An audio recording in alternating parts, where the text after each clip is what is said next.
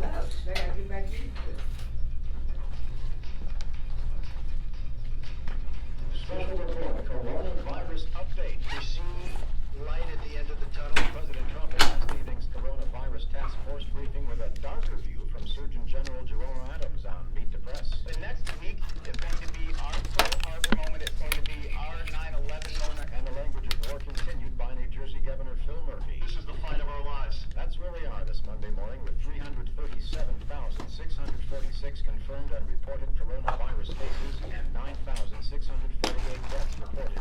The numbers are complicated, as Steve Kastenbaum reports from New York. The overall coronavirus figures here continue to rise. The number of deaths, the total number of hospitalizations. But New York Governor Andrew Cuomo said they did see one figure move in the right direction. The number of deaths over the past few days has been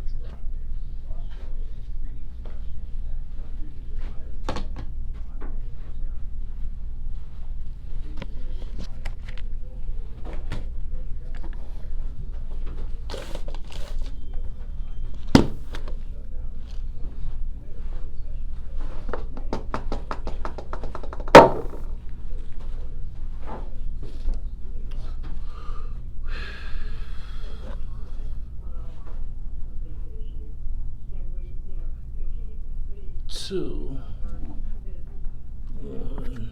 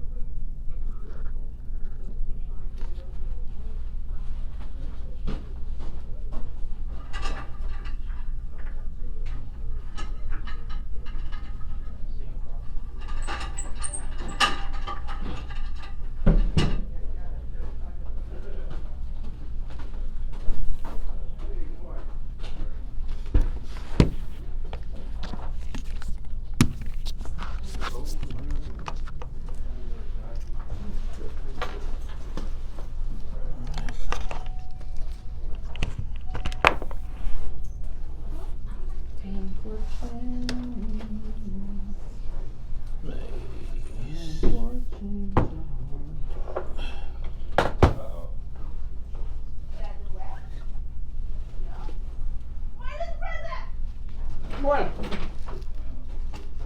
Morning, Soldier.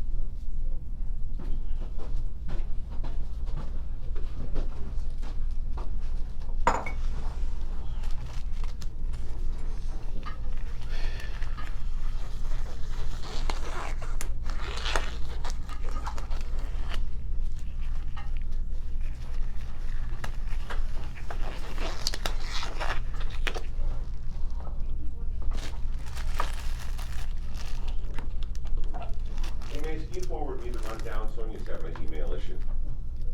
I sent it to you too. No, I didn't get it.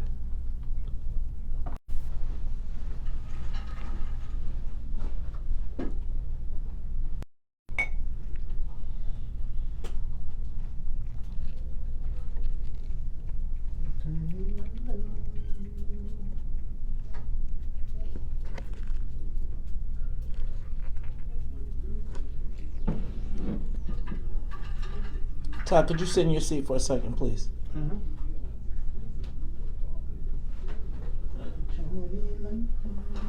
Okay, cool.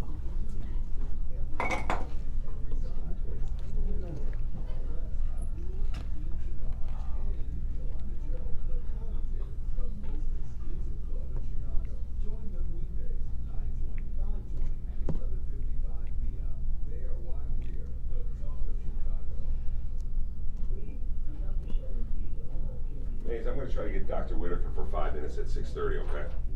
Why at 6:30? Well, because that's when you're talking about it. Oh. Unless you want to circle back later in the show to it.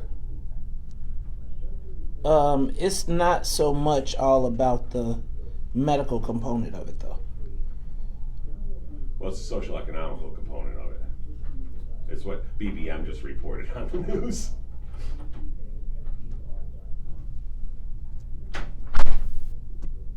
See how I told you?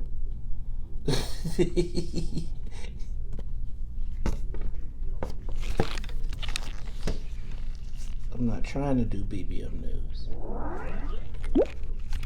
They have a completely different spin on it. And let medicine be your food. Stay strong, stay healthy, and stay well. Now is the best time to tackle your outdoor home improvement project like roofing repair or replace soffits, fascia, gutters, siding, wood porches, or windows. Pyramid General Construction has the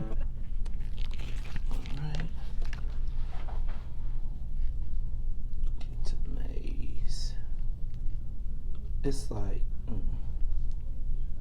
let me stop saying what I'm gonna say. Little comments. Reverse.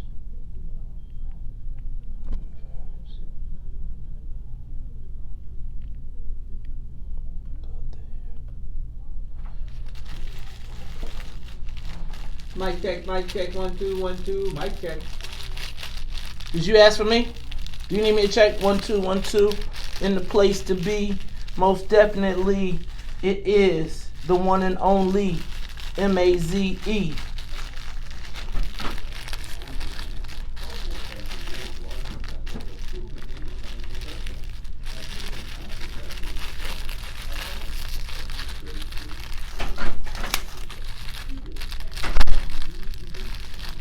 Yeah.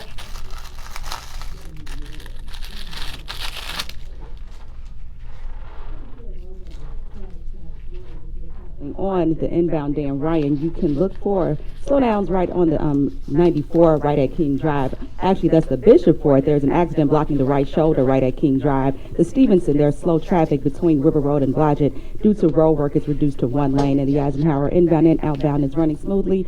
Also It's on the Tuskegee WVON morning everything show with is looking me. pretty clear. Lakeshore Hey, Drive, no Jackson. traffic delays. Again, everything looks pretty clear right now. Bishop Ford travelers, just beware for the accident blocking the right shoulder. And today's weather is looking to be pretty cloudy with a high of 43. And that's a look at your traffic and weather right now. I'm Samantha Thomas on the Talk of Chicago, 1690 WVON.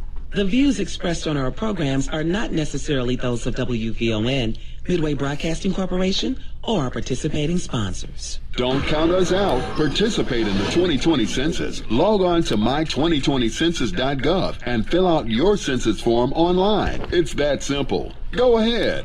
Represent. Live from the Xfinity Studios at WVON. We're your original social media. You're listening to The Morning Show.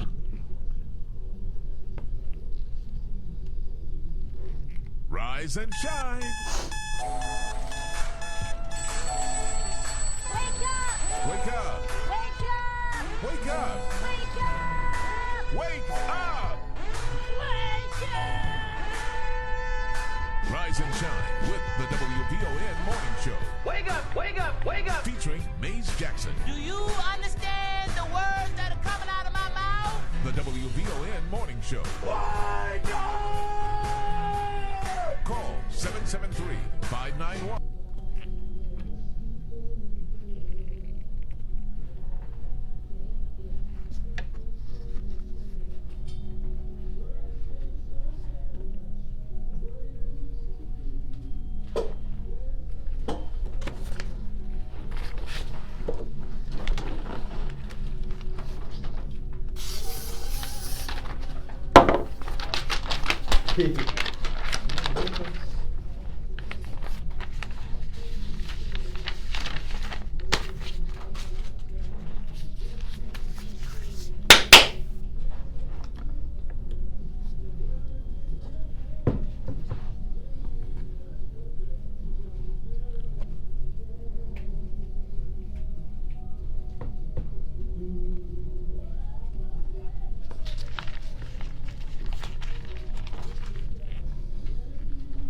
No.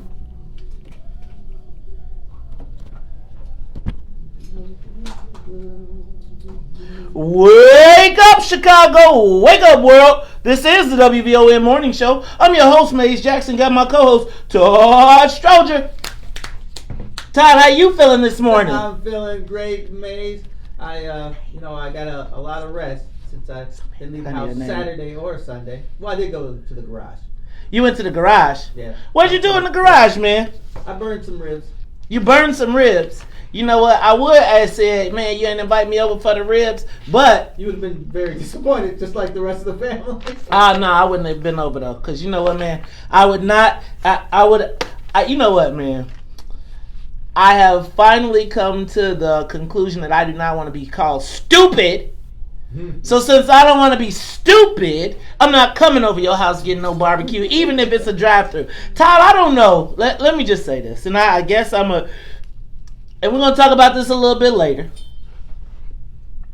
But I don't know when it's good to call the constituents that you are going to ask to vote for you in 3 years stupid, right? And I don't know if you saw the governor call people stupid. And I thought that he called people stupid if they weren't following the guidelines by this point. Right. And it was actually on the same day that we found out that 70% of the people who die from coronavirus are black. Right. And you know what it made me think of? What? The Jesse White comments. Right. Could you imagine? He probably thinking like, is he looking at the camera like, these are still outside? You know, when you're stupid, just go die. But I think that I don't know. I think most. Well, I don't know. I take it back because there's such a big audience.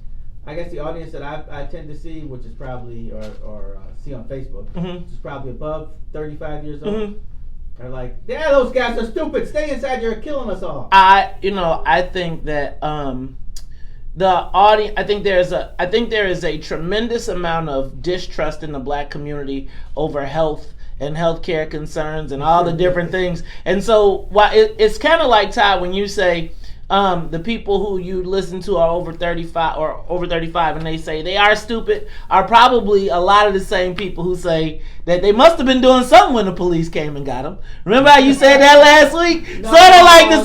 Oh man, I had so many conversations about that. Like they was like, man, like really, Todd, what relationships have you had with the police? I don't remember what that was about, but no, I don't think most of the crowd. I do remember us having a conversation about that some weeks ago. No, it was last week, and it was like a hot topic of conversation. But either way, no, I don't think most people. I think you're wrong. I think the older crowd is more cautious about the police than anybody. But they realize that they're in danger, so they know they need them. Got it. Well, let me tell you what. I think this. I don't take kindly to with the number of the percentage of people that are dying from coronavirus. I don't take any of it lightly, and I just don't know how it looks calling people stupid. I don't know. Maybe that's the new normal. Maybe we're used to this in Trump, but I can't think of a time when I've heard an elected official call the constituents stupid. I don't know, man. Especially, but we'll talk about it. Hey, y'all, but you know what? We done got off and we haven't even got the plane off, and it's almost 6:17. So let me do this. Let me say what's up to Samantha Thomas in the newsroom. Samantha, how you feeling this morning? You woke. You bet. Well, that's good. You woke and you barely made it on time. I ain't gonna trip on you though, cause you know what? It's all good. It's you know. Be careful. Be careful. Hey, you don't want to be on heathen radio. If you woke, you need to get on Facebook and make some crazy comments. That's the only way. All right, let me say what's all right, Samantha. So it's good to have you back. Gotta say what's up to Miss Sonia Escobar, the musical conductor of the Soul Plane. Sonia, how you feeling this morning? Good. You know what? I'm feeling good, but I'm gonna tell you what. I got one thing to say, and then I'm a probably snap on Todd when I get through. Not you, Todd, the other Todd. Oh, good. Somebody, you know how it's like on like somebody's been sleeping in my bed. What was that? What was that? The Little Red Riding Hood, or was it? You know, like that was the song. The Three Little Bears. All right, I'm gonna tell y'all what. Somebody been touching my equipment. Somebody has been going in the closet messing with my stuff. Somebody got a key? That's the equipment that. with my money. And when I catch you, it's getting ready to be a problem. I'm letting y'all know it's Talk Chicago, 1690 AM. Don't make me come in here on the weekends. We'll be back. Man, somebody is using my shit. And it's clear because it always is exactly, I leave it exactly the same every single day. Every single day, I put it in the same spot. It's so that when I come in here, all I have to do is put my stuff down and everything goes in the same spot. I come in, last week my shit was twisted around. So somebody doesn't know how to adjust these back or doesn't remember so what they do is they use all of this, or I don't know what they use, but they twist it around. And then they think they're putting it back, but the heights are different. Right. And the direction is different. So when I come in and I have to adjust, this has never changed for 2 years. Well, about a year since I had it. Mm-hmm. And I come in and I'm like, what the fuck? What the? I'm about to be acting up. I'm going to pop up on mugs. Watch. Now it's here's my thing. This is the thing that bothers me. We all have the same exact tools. Right? We all come to the radio station. You got 5 mics and whatever else you gonna do. I go through a full-on production. So much so that I have bought my own stool. You see this? Because I couldn't deal with and somebody, they're going through my shit. And I'm trying to figure out who got a key in that thing and is going in and taking it. Yeah, right. Seriously. And it's I know that seems super petty, but the problem is people break shit and then they be I don't know what happened, right? And then you come back and your shit ain't working right. And it's wait a minute. It's this. It's it's I have a very tight schedule in the morning. Very tight. And I'm going to tell you, adjusting this thing, and I went out of my way to buy this exact type of tripod. I've never seen anybody else use this type of tripod. Ever. Nope. Not at all. And you know why I did it? So I could cook. So I could have a camera in my face and a camera to show my hands. But it turned out to be a great dual camera situation. Anyway, I think Derek L. Woods, with all due respect, the weight, again, I don't know if y'all understand that calling people stupid is not the way to get them to do what you want them to do. And again, at a certain point, what I'm going to tell you is the governor has reached all the people he can reach. They have to talk to influencers who can influence people who have a better stick. Clearly, the governor doesn't have enough credibility, and ain't nobody, all the people that are left are not panicking because of what they've heard on TV. So again, I think that what happens is instead of calling people stupid, you try to get them to come in, and you recognize that, quite frankly, the people that you're talking to aren't listening to you on freaking Facebook Live, and they're not watching the daily updates. So where are those people and where do they get their information? That's my problem. My problem is the answer is always you stupid instead of recognize who you're talking to.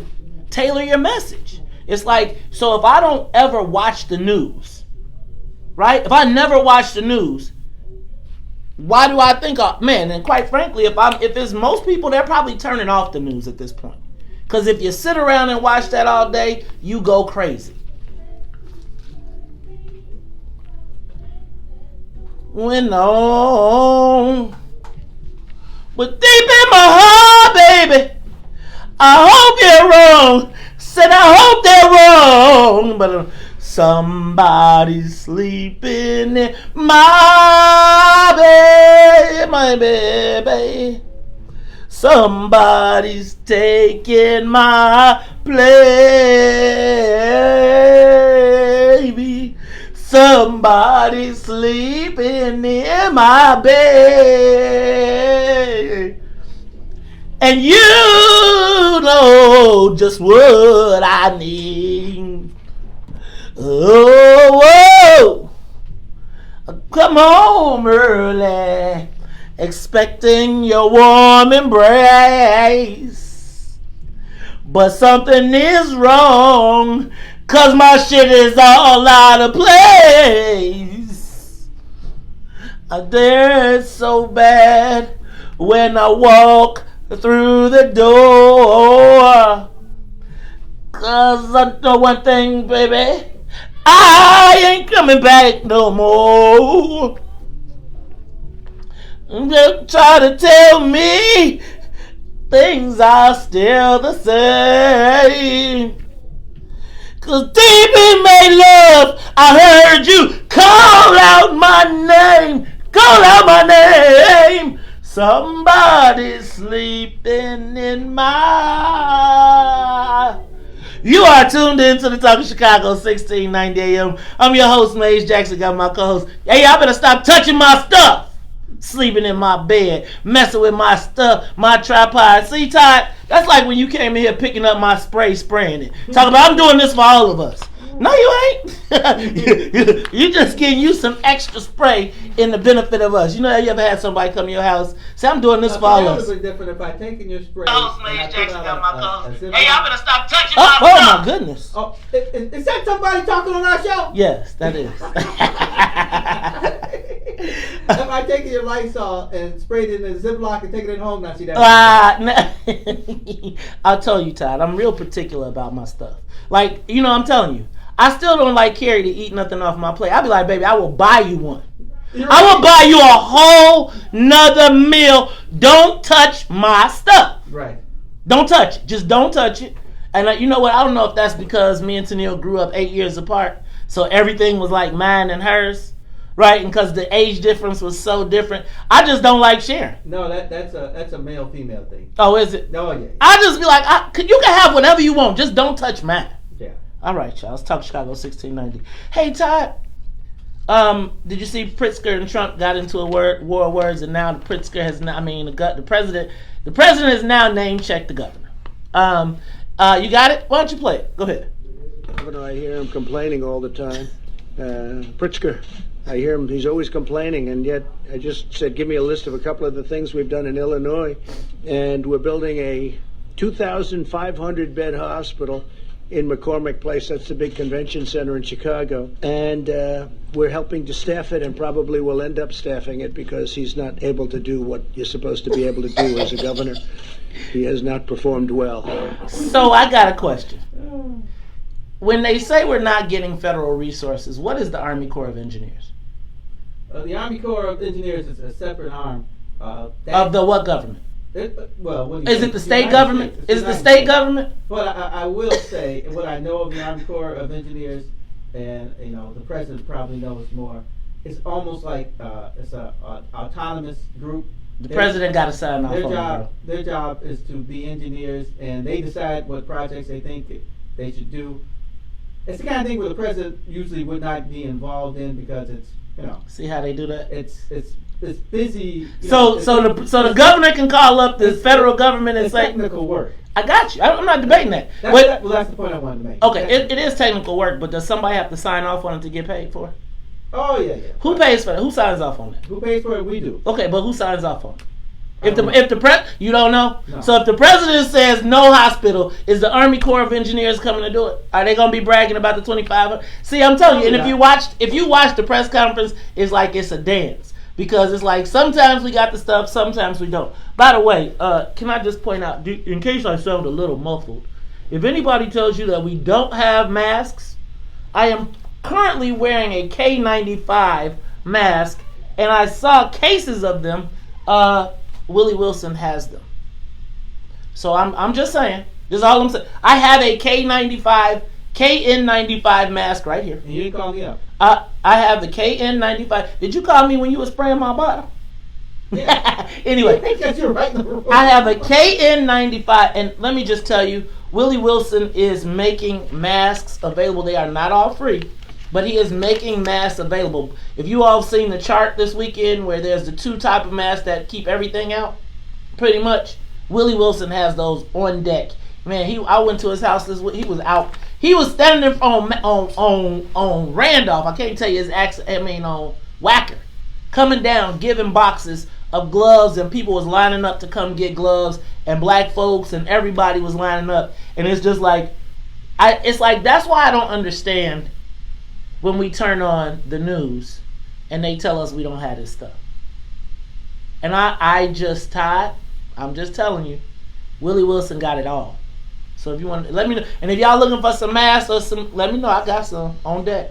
I totally agree with you. I think that is part of the political thing where they want to freeze him out because he's running against the Democrats. Yes. Palm Sunday, virtual Palm Sunday. Can I ask a question? Now, how do Catholics get the whole dang Channel 7 after Joel Osteen, and it's more Baptists in Chicago than Catholics? Catholics just got gangsterism. Is Joel Osteen a Baptist?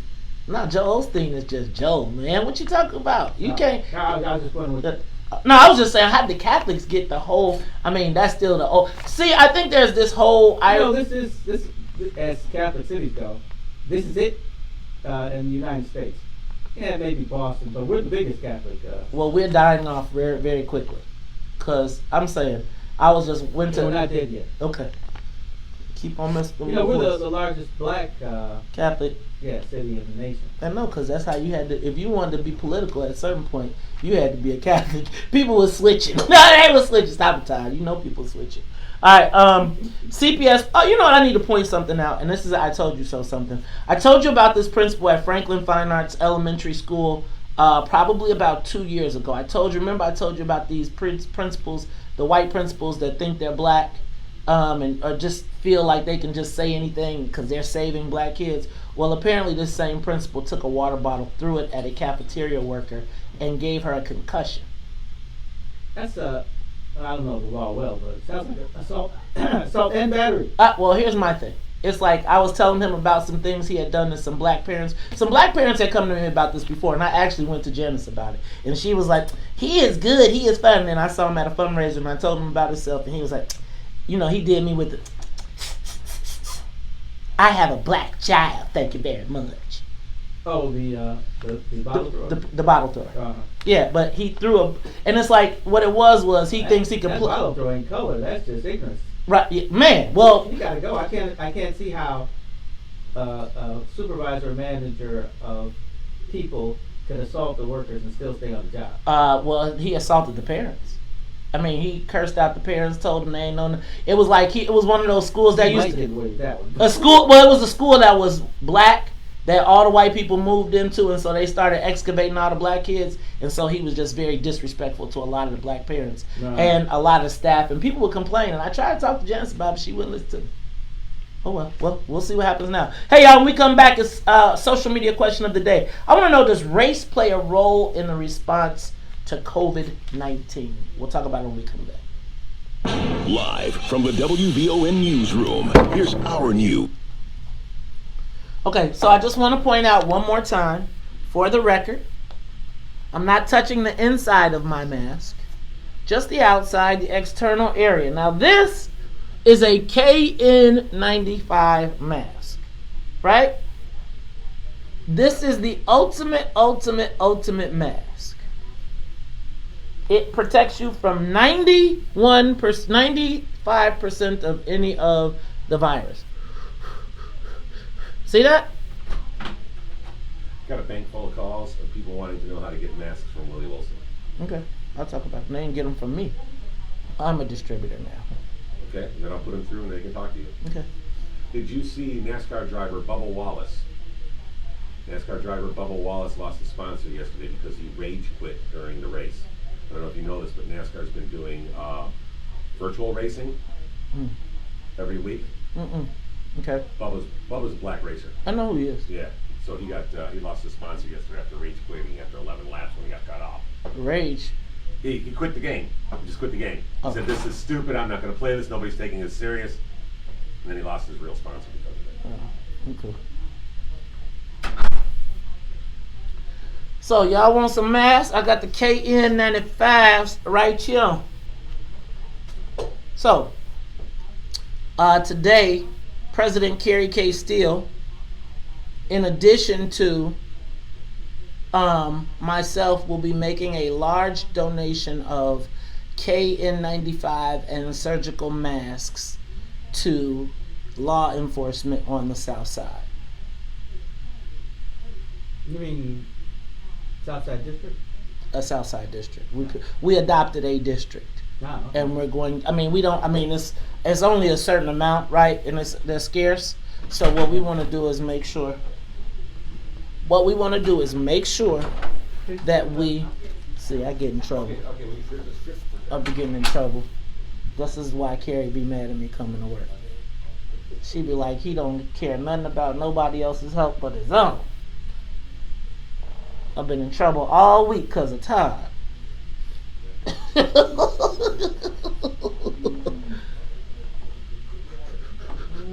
The longer it goes, the more I'm like, I don't want to go outside.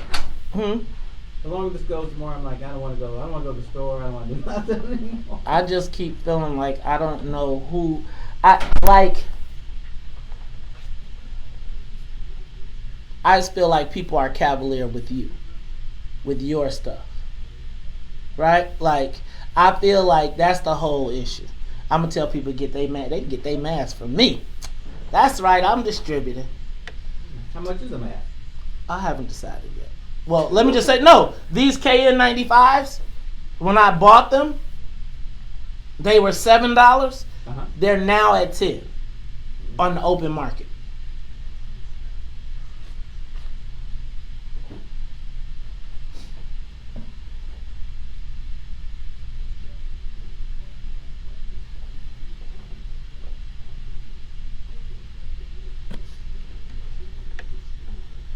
Take a moment.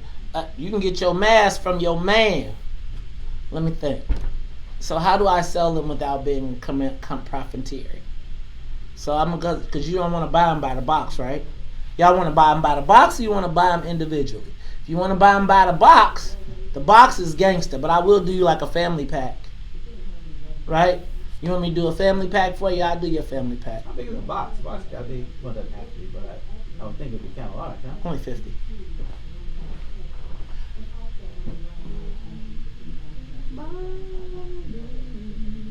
That's not how it goes, Todd. Somebody's taking my place.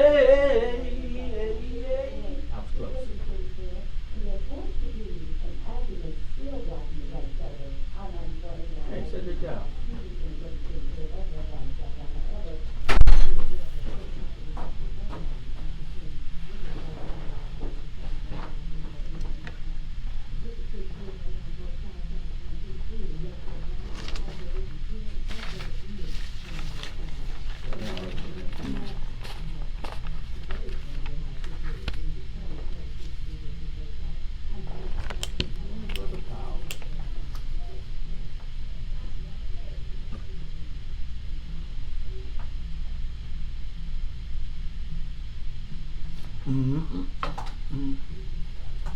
Grandma saying.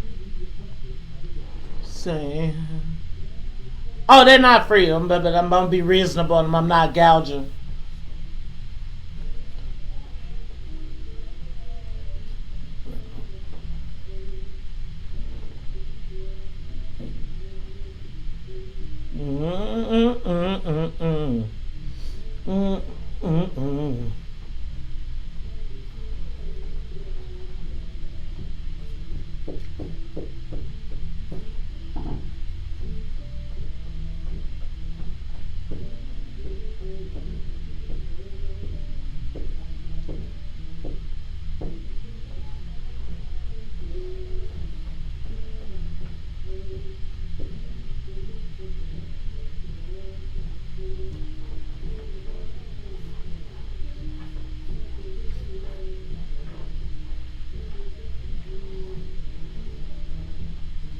You are tuned in to the Talk Chicago 1690 AM. I'm your host, Maze Jackson. Got my co-host Todd Stroger, and Todd, that is the late, I hate to put that on him, the late, great Bill Withers.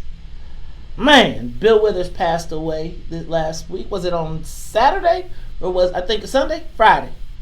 He passed away on Friday. We missed it that evening, that day, but Y'all, man, think about Bill Withers, man. He was one of the, he had like a simple. He didn't have like elaborate productions, but he could throw that music down, boy. You're right. I led the St. Mike's team in the Quiz Bowl in 1987, and one of the questions was about Bill Withers and his first album. He was in the trivia game. You know what? I was watching Black Godfather, and he was best friends, partners with Clarence Avant. They bought the radio station out in Los Angeles. It was a great story. You should watch Black Godfather because you'll get some more interesting stuff on Bill Withers. And I saw a documentary on Bill Withers, and he was going back to perform after years performing at Madison Square Garden. Not Madison Square Garden, at Central Park. And it was like a rain. So it was dope, though, man. It was really dope. I didn't know as much. I'm going to have to play some Bill Withers today. All right, y'all. It's Talk Chicago 1690 AM. Let me just run through a couple more headlines. Green Team is back at it, taking care of one of their own. Harasser Shaw DeCramer is back at work. You know, them Green Teamers, I feel like they think this coronavirus is an opportunity for them to come back. Who is Shaw DeCramer? Shaw DeCramer was another one of the Matagoons who got put out of the business. Remember I told you how the Matagoons get kicked out of business, get in trouble, get in the paper, and then they get more business? Yeah. This was the guy who got, when Me Too was big, he got kicked out of the Madigan camp for sexual harassment on a campaign, allegedly, right? Right. It was during that whole time. Well, they kicked him out, and they said he's no longer part of the Madigan inner circle, and then we found out that he got more business, right? Remember, then he picked up the NBA and the Major League Baseball. Remember, this is the guy who had the $1 million Yes, I remember you mentioning that. Remember, he got he bought a $1.2 million house after the Ken Duncan race, and I was like, see how the white boys just win? And so now he's making signs. Because you know how, like with the campaign season coming up, right? Yes. He going to make all the money off all the signs because all the Madigan-sponsored people are going to hire him to get their signs, so he won't show up on the books as far as, right, as Shaw DeCramer. He'll just show up as a sign company, and he'll still get paid. You know, he'll probably do mail and all that stuff. See how the white boys do each other? Yes, I do. The Green Team, this goes to something I want to talk about because I really don't think the Green Team, I think we need to start just peeling them. Their numbers don't. You know what the biggest problem is? What? Fear? Well, that is number one. And because of fear, things like the South and West Siders picking anybody or picking 2 or 3 printers and saying we're gonna use these guys. They're not gonna do it. No, that's what I'm saying. So this is my point. Well, let me say they haven't done it. Let's say that. Let's say they haven't done it. Speaking of that, they are having a town hall meeting, a Zoom town hall meeting. But because I think it'll go into this. They're going to have a Zoom town hall meeting to talk about COVID-19 and the response. Todd, so a couple things. Did you see that 70% of all people that die from COVID-19 in Illinois? 70% of all people that die from COVID-19, aka coronavirus, in Illinois are black. Yes. Now, the social media question of the day: does race play a role in the Illinois' COVID-19 response? Now, before you, let me do this. I was thinking about do Black Lives Matter? And I have been harping since day one about stop taking whacks at the president during this time. And I'm going to tell you, everybody has been like, kick his butt. Tear him up. That's great. It's wonderful. Get him. Yeah, I love it. And then you turn on the TV and what I feared was the case. It disproportionately impacts black people, right? So while black people are in the rally cry saying screw you, screw the resources, screw all of that, we're dying at a 3 to 1 rate, something like that. 3 to 1, right? 70, 75, about a 3 to 1 rate. We're dying at it. And I was thinking, like, if I knew that people were dying and I had a petty president in place, how would I navigate that in the best interest of the people? Now, if that was 70% of this, just hear me out. If 70% of the people that died from COVID-19 were Jewish, think about this, and I'm saying, if it was, the world, what would happen? Now, I feel, and it makes me go back to Sonia. Find the quote about the least offensive, right? So it then makes me connect dots, because then I say, well, dang, why is this guy steady taking whacks at the guy that has the resources that we need? And then I see that 70% of the people that die, 3-1, are black. In light of the mortality rate, let me just point one more thing. Then this weekend I said, and remember last week I said, who is representing black people in this? Right? And people was like, man, I got people telling me, you need to stay in the house. You need to stop don't worry about this. At some point, we got to take care of our own. So 70% of the people that die are black. And then I got this playing in the back of my mind. The one that is least offensive and maybe gets you the most because it gets you that Secretary of State appointment is Jesse White. You can argue he's got a lot in common with Obama. He's black and white. So my question becomes, when you know that, is there a less of a sense of urgency if you know that 3-1? And then my question is, what is the plan if you know that black people are dying at a disproportionate rate? And then in the same press conference, you say, if you're still outside, you're stupid. Right? I am suggesting that it may be okay to keep taking whacks at the president because the people dying are black. Now, I know that would be a terrible thing to say. But I'm saying, healthcare disparities. I mean, this is really the reality already.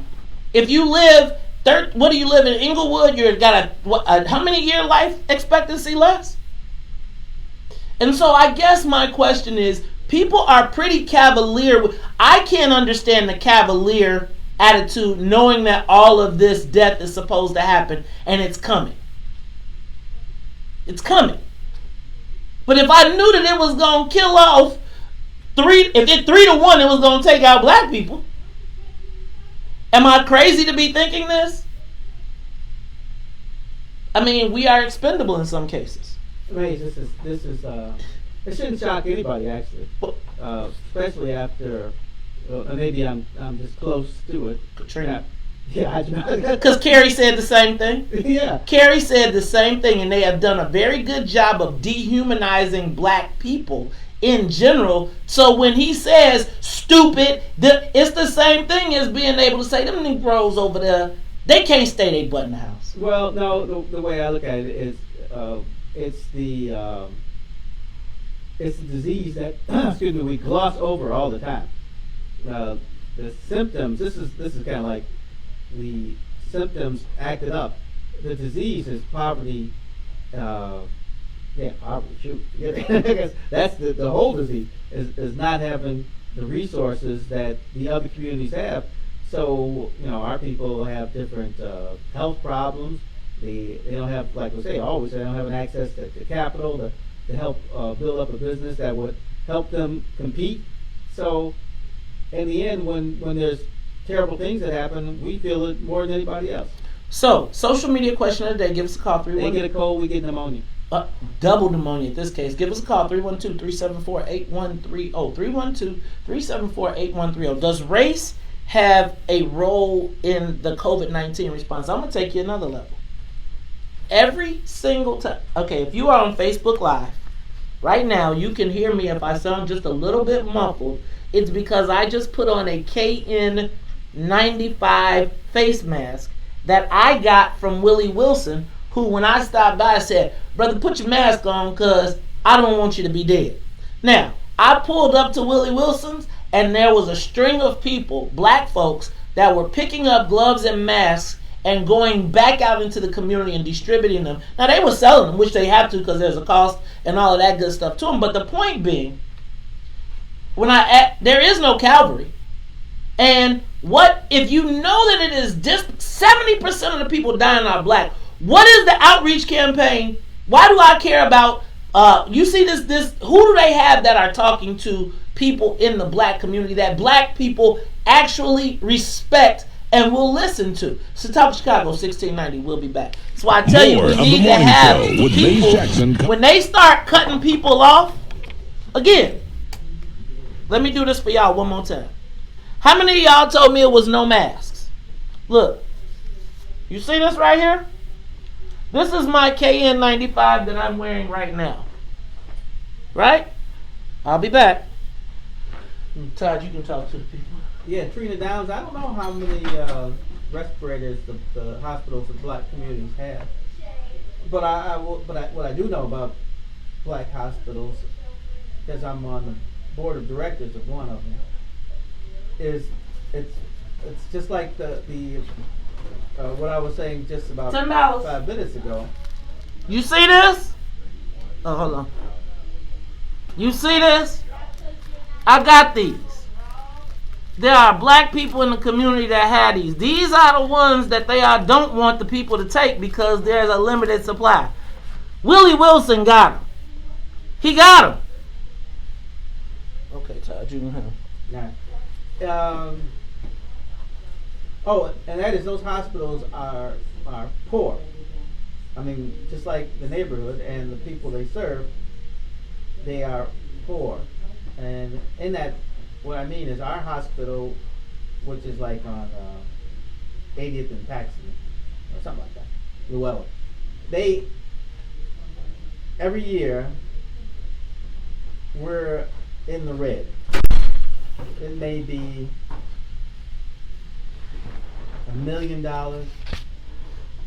and we need help from the state to make it through the next year. So we get paid mostly through Medicaid. Because Medicare pays okay, but Medicaid doesn't actually pay the cost. And then we have a certain amount of people who have nothing, and that's usually about somewhere, I think, at the high is like 4% or something. And so that means that those hospitals, they don't have any money to upgrade. And I mean, when we upgrade, it's like, phew, all right, here we go. We're gonna have to, hold on tight, and we're gonna redo the 3rd floor, and hope that we don't go under next month. So all these hospitals are in dire straits, and they need help. So why not during this time, right? Wouldn't you take that federal response money and re-fucking build Roseland and rebuild Jackson Park and I would go through and well, that's why these hospitals are merging to try to make a system. But I'm saying, use this federal, like, again, if we were being strategic right now, somebody would be saying, okay, take 20 million of this and move it over to Roseland, and take 10 million of this and put it over to blah blah blah and over to Jackson Park. And I'm saying there's billions of dollars moving around right now, and if you don't think people are plucking their pieces and saying, give me this, give me this, give me this to rebuild my community, and that's what I'm saying. We about to get on, watch, they're going to have this Zoom town hall meeting, and they're going to have Department of Public Health get up there and say, and now we're going to, and they ain't going to have no specific plan as to what we're doing to capitalize on this. Again, I'm not saying, like, there's going to be people that's going to die, etc.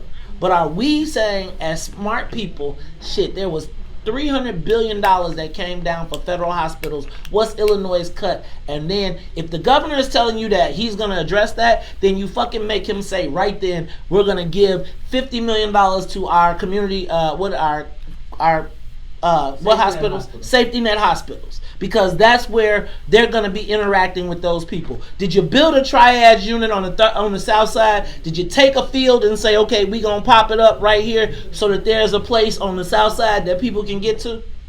Hey, but Trina, that's what Preckwinkle is saying, that the hospital's in trouble because they have the same problems. She should be right in it too. They have a large number of people who don't pay at all.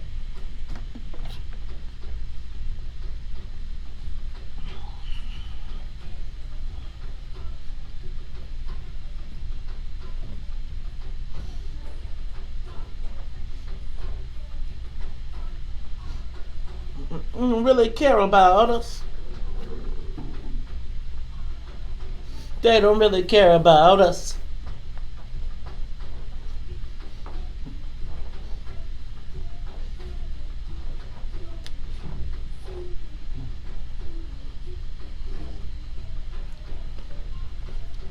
They don't really care about us. They don't really care about.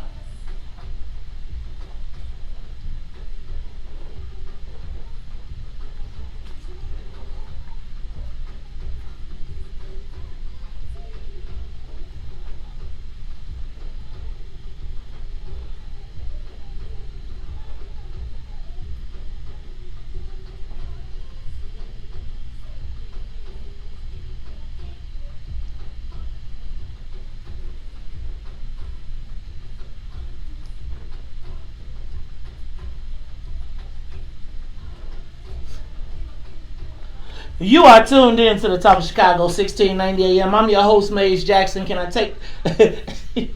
I'm your host, Maze Jackson. Got my co-host, Todd Stroger, and I'm going to take a couple calls. I'm going to go to the phone lines. But we are asking the social media question of the day. What role does race play in the COVID-19 response? I think it's real easy to take chances with other people's lives. And when we found out that 70% of people dying from COVID-19. So think about this. There's a 95% survival rate if you get it. But 70% of the people that die are black. When I hear people cursing at the president, tell them to stay home, I guess if the 70% of the people you gambling with lives is black, hey, why not roll the dice? It's Top Chicago 1690. It's the same thing Trump says, right? Shoot, why do I care about the people in the blue states living? Let me go to the phone lines. Pamela, you're on Top Chicago 1690. What's up, Pam? Pamela. Okay, let's go to Sheila. Sheila, you're on Top Chicago 1690. Good morning, everybody. Good morning, When Sheila. can I pick up the face mask? So Sheila, I'm gonna have my producer take your number down and we'll call you back. Okay, okay. So look. This is what I'm gonna do. I'm gonna post it on my website, and then you can catch up with it. Go to Maze Jackson Said. It'll be up a little bit later on the day, but I will have the masks available. Again, guys, these masks are not free, but they are at MazeJacksonSaid.com. Oh, said. Okay. Yep, and I'll post it up there a little bit later on today. All right. Thank you very much. No problem, Sheila.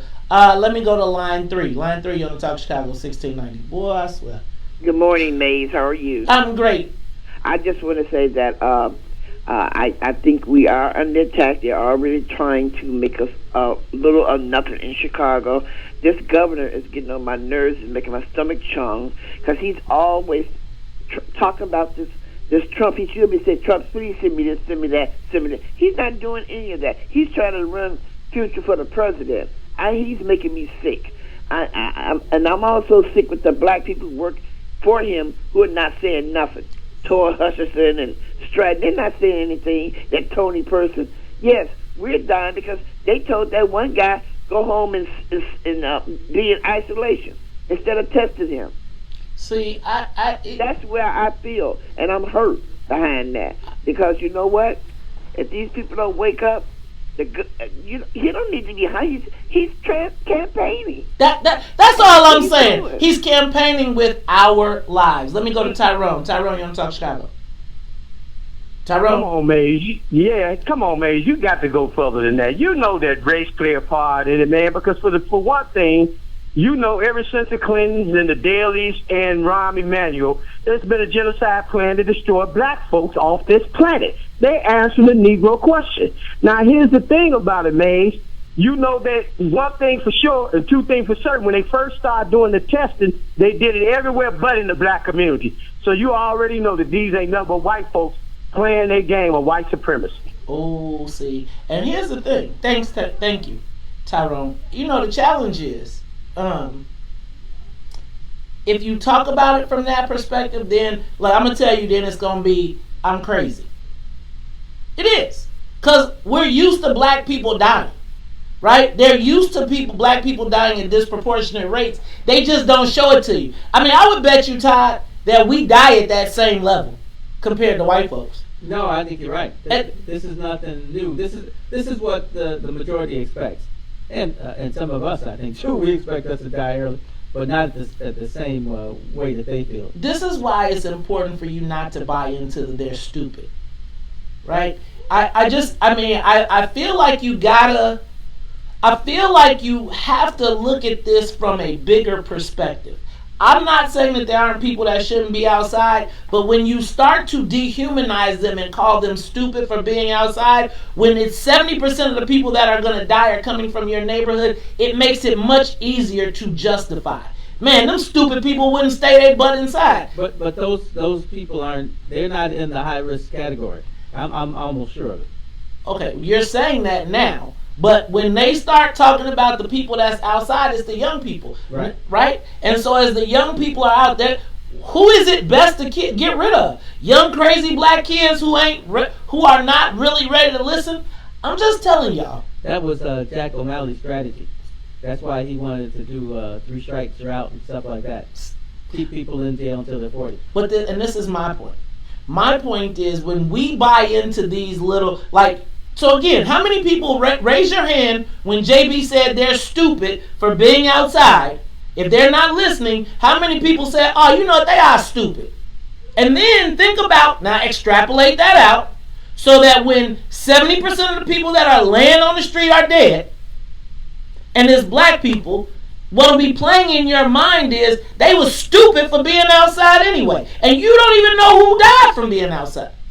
Well, I think most people are thinking, and they're going home to somebody where they could pass whatever they may have caught. But again, they're still stupid. They're dead and they're stupid and their lives are less valuable. It makes it easier to justify. And when we sign off on that, then it makes their job that much easier. It's the Talk of Chicago 1690. We'll be back. The Talk of Chicago and the voice of the nation. 1690 WVO. I mean, I just thought, honestly, when I saw Toni Preckwinkle, right? Big money? Yeah. Oh, wow. You've been gone all week. Yeah, they're all starting to look alike.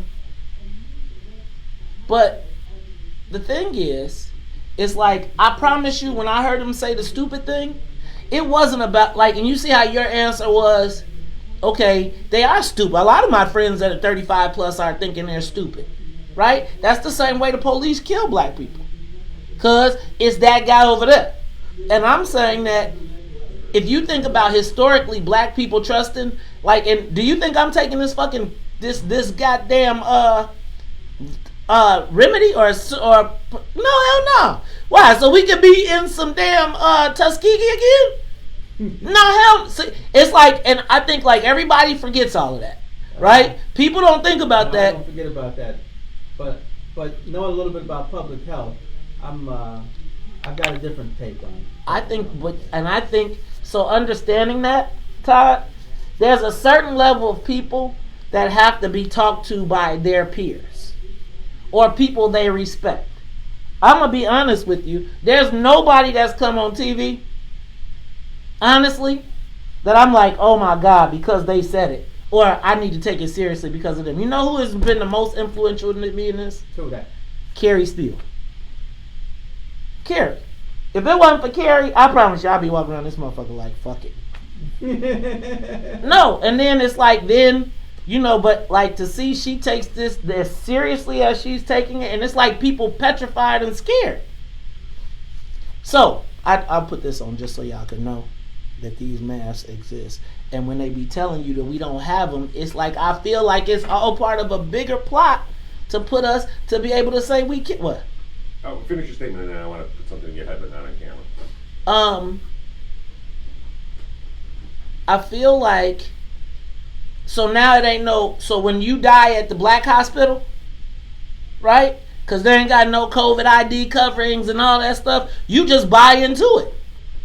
But I'm telling you, if he tells, it's very easy to justify the black people that die and the disproportionate. And if you told white people they were stupid, because they were stupid and they wouldn't stay in the house and so that's why they did, there will be a lot less sympathy or empathy for them.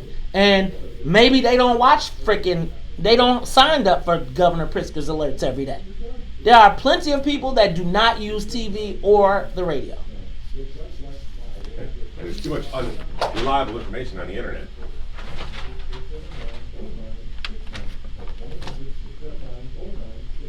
What's up? Oh, Some kind of stuff. Man, what was that? Let me go back. Let me go black.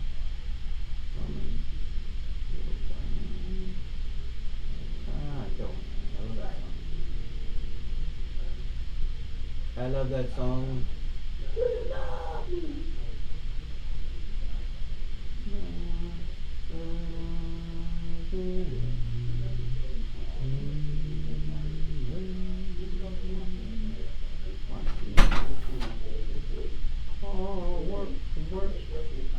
Alvin Ryder, thanks for those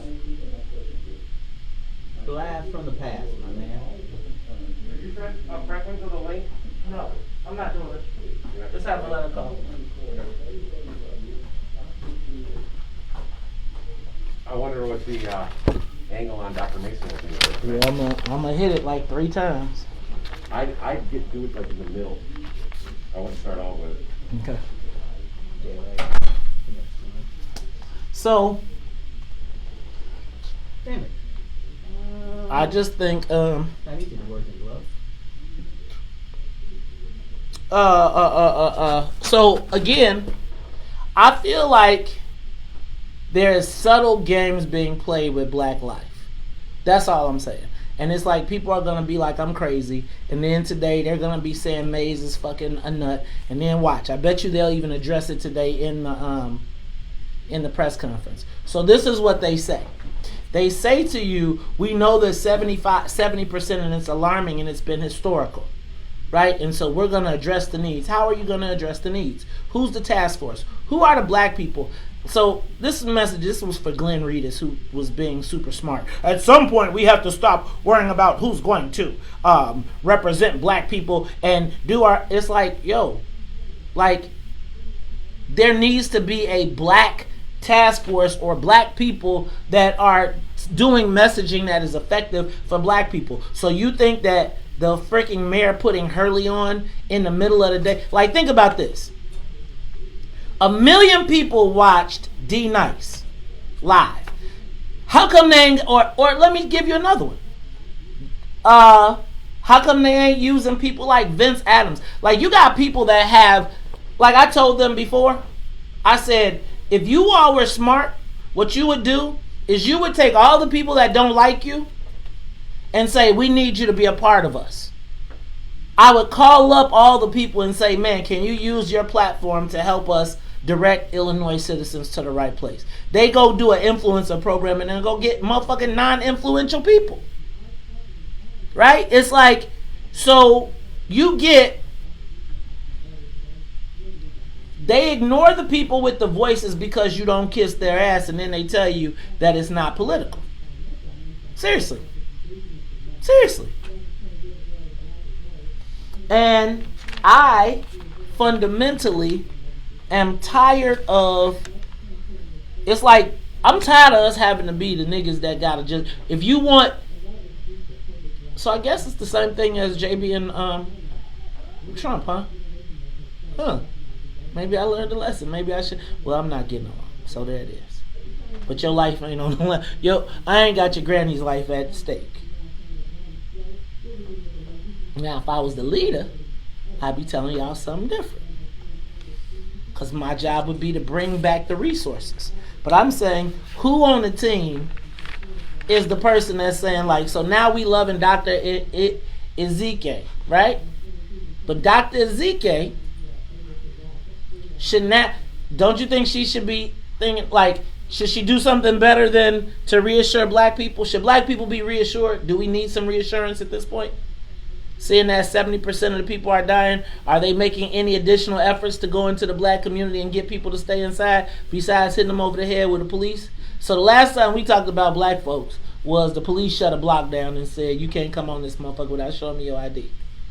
Yet 70% of the people are dying. Was that the best use of our time and energy? I'm gonna stop though. Sean, my bet is that if we haven't heard from the doc, maybe, and it was that abrupt, he might not want us to talk about it. That seems chickish.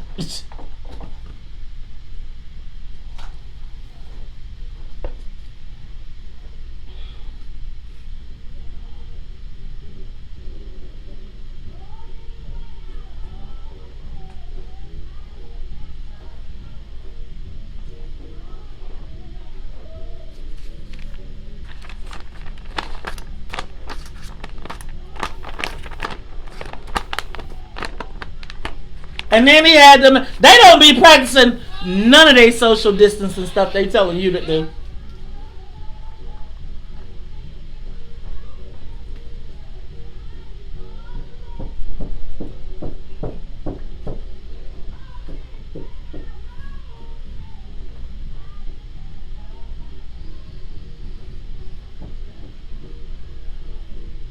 I didn't have no doubt. I didn't have no doubt.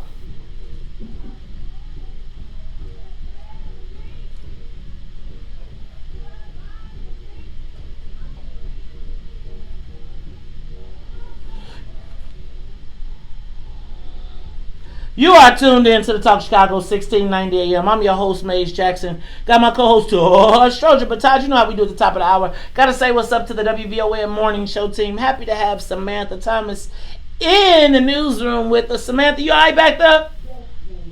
All right. Don't make me catch you off guard now. All right. I see you. Oh, give my buddy. And then I got to say what's up to the musical conductor of the Soul Plane, Miss Sonia Escobar, who is keeping us uplifted. Because you know what? I ain't have no doubt. I have absolutely no doubt that y'all, we are going to be all right through this crisis. But here to talk to us is probably one of the steadiest hands and probably been one of the coolest leaders throughout this process. WVON family, welcome back to the WVON Morning Show. President of the Cook County Board, Madam Toni Preckwinkle. Madam Preckwinkle, welcome back to the Morning Show. How are you today? Good, Maze. Thank you very much. Good to hear from you and from Todd.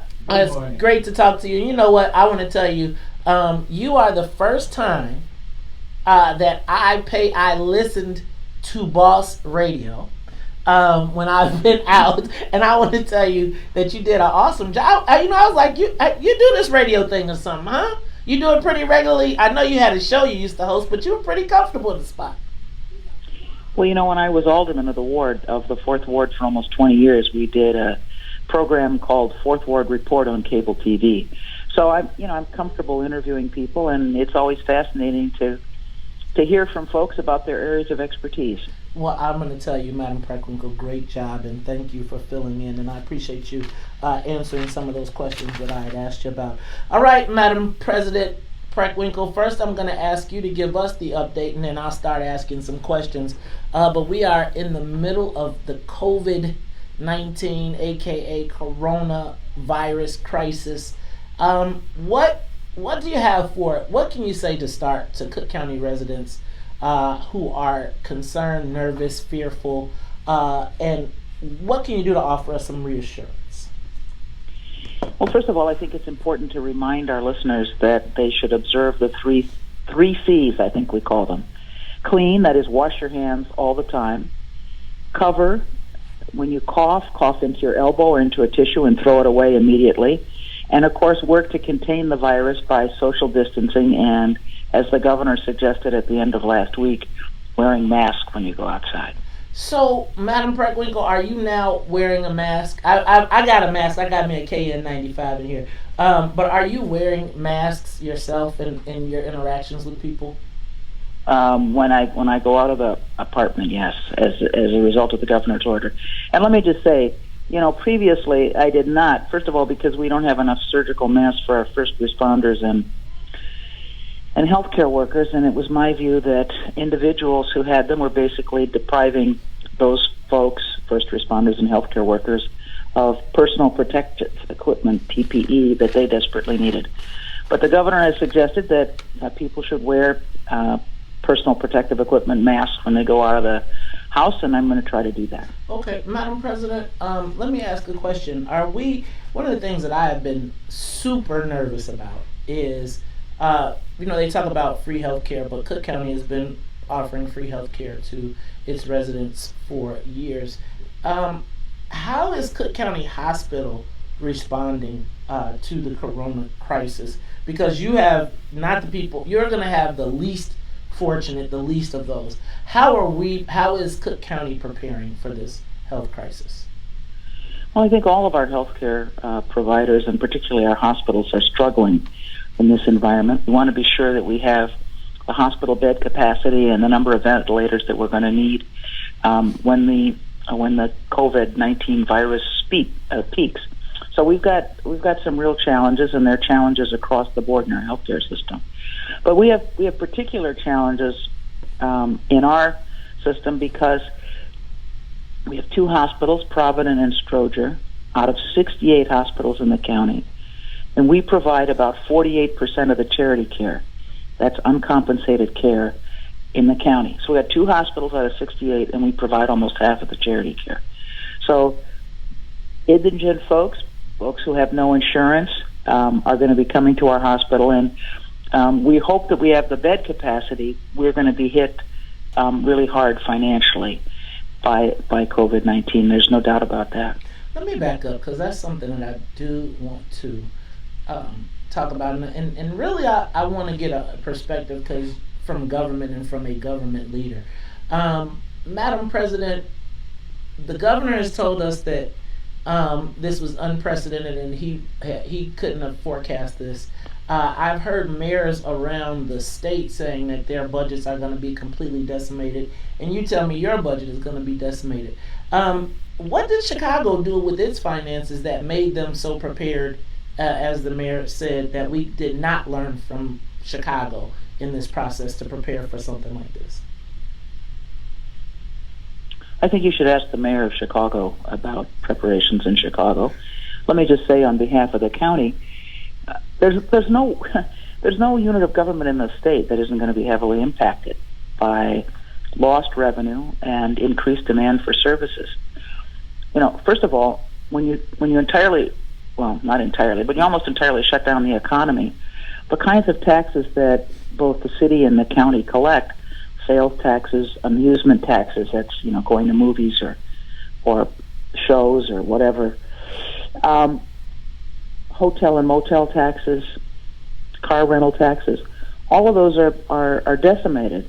I mean, the occupancy rate in our hotels, I think, is less than 10%. How much do we get from a hotel? Can you help me understand just a little bit about what kind of taxes we make off of that, something like that? I can't tell you the exact numbers. I will tell you that sales taxes and property taxes are our principal form of revenue. And clearly, when no one's out and the stores are all closed, sales taxes are going to fall precipitously. The other main source of revenue is property taxes. We collected the first of the biennial taxes in March 1st, just before the epidemic really hit. The second property tax bill is due in August, but it's only property taxes that are going to be, I won't say as heavily impacted, for example, as sales and the other taxes that I outlined. But this is going to have a very, very, it's going to make a very, very challenging environment for government on all levels, just as it has for our families. Madam President, as I think about this, I also heard people talking about what was going on at Providence Hospital. When we come back, I'm going to ask you to outline what is going on at Providence, and then I want to talk about the coordinated response between the city, county, and the state. Hey, y'all, it is the Talk of Chicago 1690. We are having a corona conversation with the president of the Cook County Board, Madam President Toni Preckwinkle. We'll be back after traffic and the weather. More of the morning show with Lynn Jackson. Because I feel like this whole, how do you say that? How does the mayor say, we planned for this?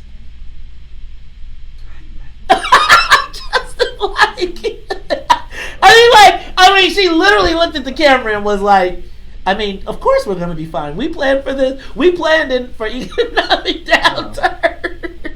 Yeah, right there. I wanted to hold on. I call bullshit. Yeah. There is absolutely no movement, no taxes, but we start. No, that's impossible. I worked for the city for 5 years. When I was an alderman, I think I took out of 5 years, I think I took 2 years. I took furlough days, and I was listening to one of the former treasurers on Boss Radio, and she said that they were always in trouble, and then like the last year she was there, things were straight. But that's government, and government. My dad would always say there's a structural deficit. What up, Nick? It's not designed for you to make money, so eventually costs catch up to you, and you're in the hole again, and you got to catch up. There's no way they could have figured out that this was coming. If this doesn't affect the budget this year, then there's going to be a hole as big as Mississippi next year. It's just impossible. Now think about this: they still haven't gotten the ambulance money yet. Right. That's $198 million that was not even plugged in the first budget. They motherfucking Trump every day. Every day. Like every day. Well, they wouldn't be looking for relief from him anyway. Well, but I'm saying that he got to sign off on the money. Oh, yeah. You know what I'm saying? I'm saying like you don't. I can talk all the shit in the world because I'm not elected. I ain't got no responsibility to nobody but Carrie and my kids.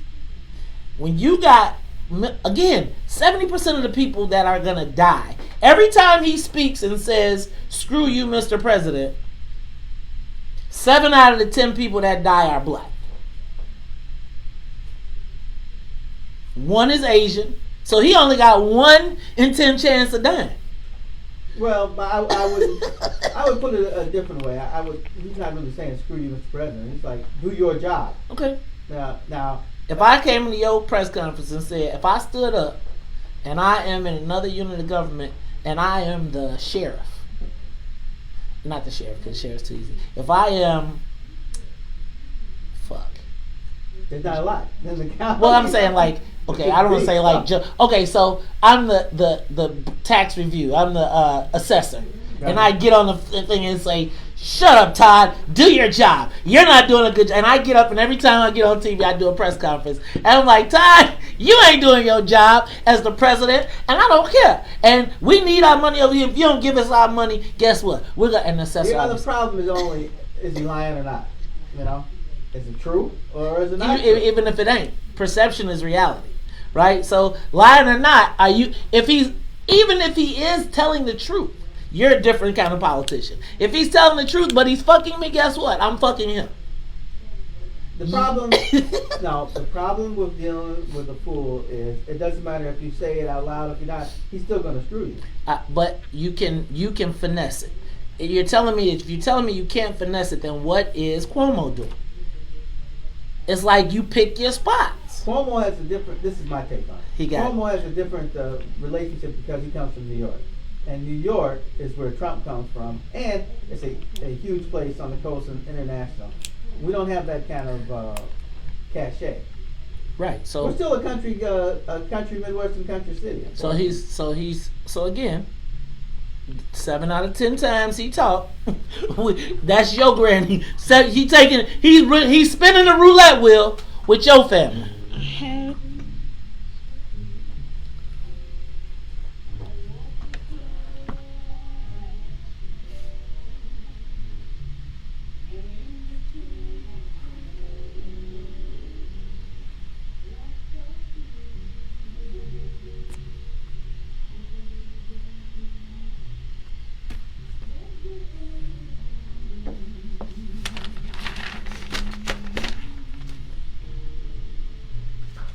Shut up, broadcast.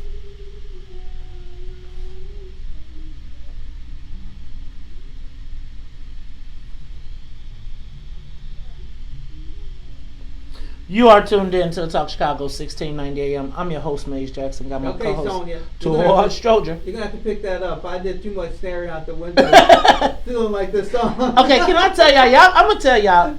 Ain't no more blue. Y'all got to stop with this blue, moody music, man. We got to take this up. It's not helpful. It's not helpful. You should have watched Joel Osteen said. Joel Osteen told us yesterday, 15 minutes of the negativity, and then you get what you know and you need to go because it will drag you down. Madam President, and look, guys, WVON family, we are on the live line with President Toni Preckwinkle. Madam President, real quick, what are you doing to keep your spirits up in this time of challenging as we're told to stay inside?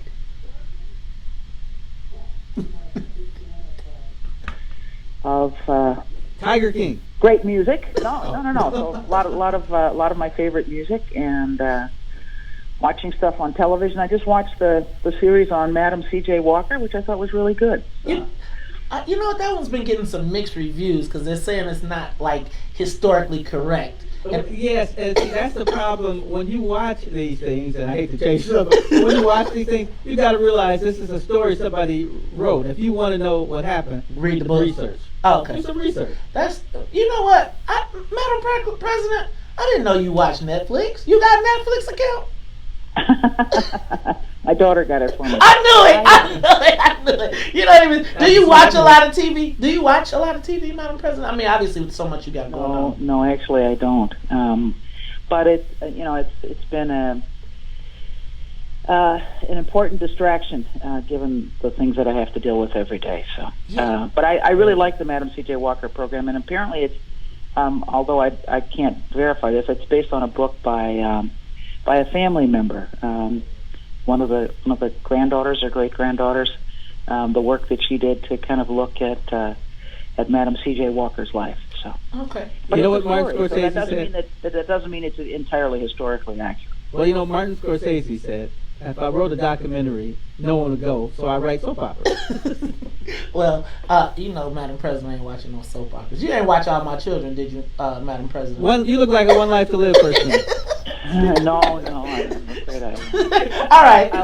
I like trashy TV, but not that much. So I was gonna ask, do you watch Empire? But we know that's a no. All right, look. It is a no. Me too, though. Ugh. All right, Madam President. I'm sorry. Let me get back.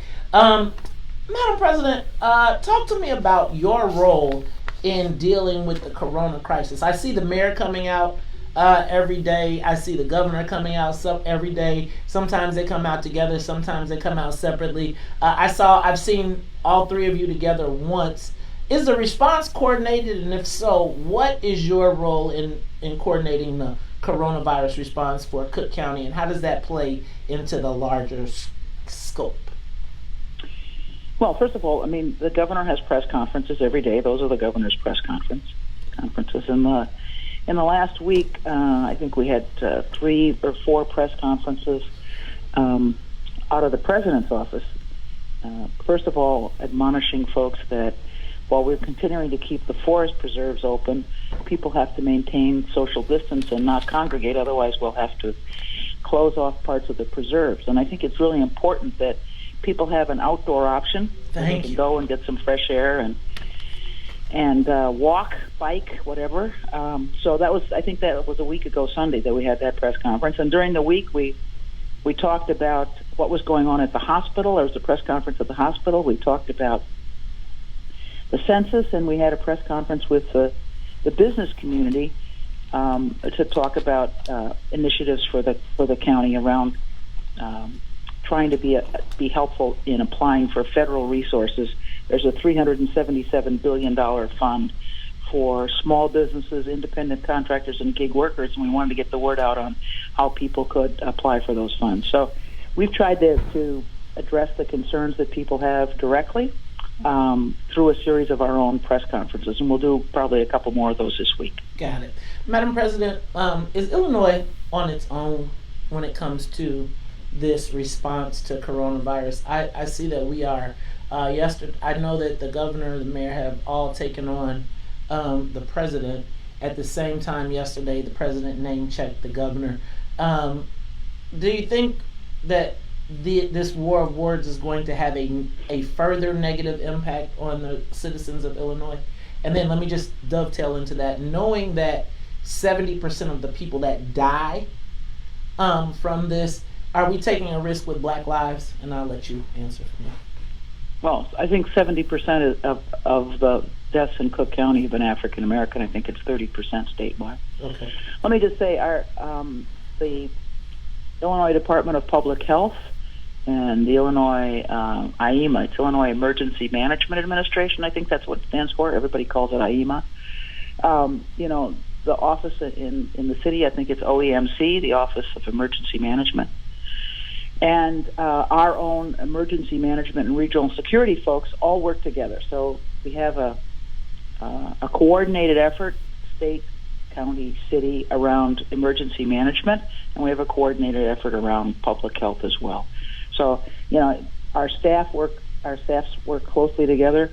It's a challenge because there has not been a coordinated, comprehensive federal response to this. If you'll recall, in January, the President of the United States was poo-pooing this and saying, hey, it's going to go away soon. I mean, don't worry, which was exactly the wrong thing. I mean, he should have been sounding the alarm and organizing federal resources to respond. And because there was no organized, comprehensive response initially, it left every local unit of government kind of on their own and competing with each other in the marketplace for the personal protective equipment, respirators, ventilators, the things that every local unit of government that has a public health system, every state is going to need. So it's a very challenging environment given the chaotic federal response. Madam President, so I guess I got to go backwards because I can distinctly recall in January when I went to Utah, I was wearing a mask in the airport and people were calling me xenophobic, they were calling me racist, etc. As a matter of fact, I recall the mayor holding a press conference telling everybody to come to Chinatown, that it was safe, and I'm not disparaging Chinatown, and she also admonished the federal government for making this way bigger of a deal than it was. It's a Chicago Sun-Times headline. So I guess my question is, who got it right? And from your perspective, who did get it right? Let's stop right there. Hold on. Let me pause you because I got to go to traffic and weather. And then when we come back, I'll look for your response on that. Hey, it's the Talk Chicago 1690. We'll be back. Live from the WVON News. Gotcha!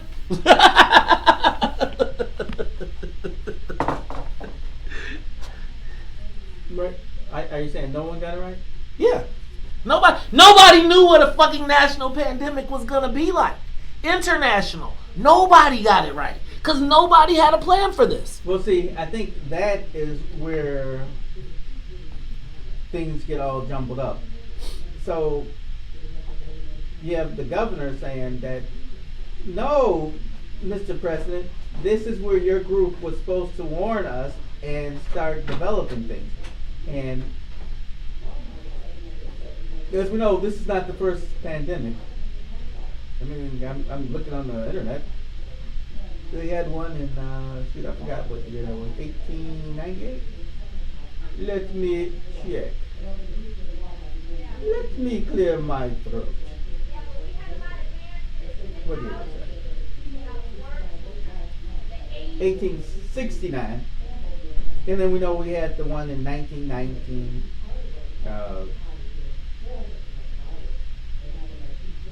This is what happens, in my opinion, when the Republicans get in and they say that their first job is to trim the government. I think by this point everybody knows that the president's office cut the departments that job it was to look out for pandemics and start the warning signals and start churning up for any kind of things we needed to fight a pandemic. So yeah, I mean, hell, that's what the federal government's for. The federal government is the big umbrella to kind of look out for the big things that are coming that are going to affect everybody. Otherwise, why do we need a federal government?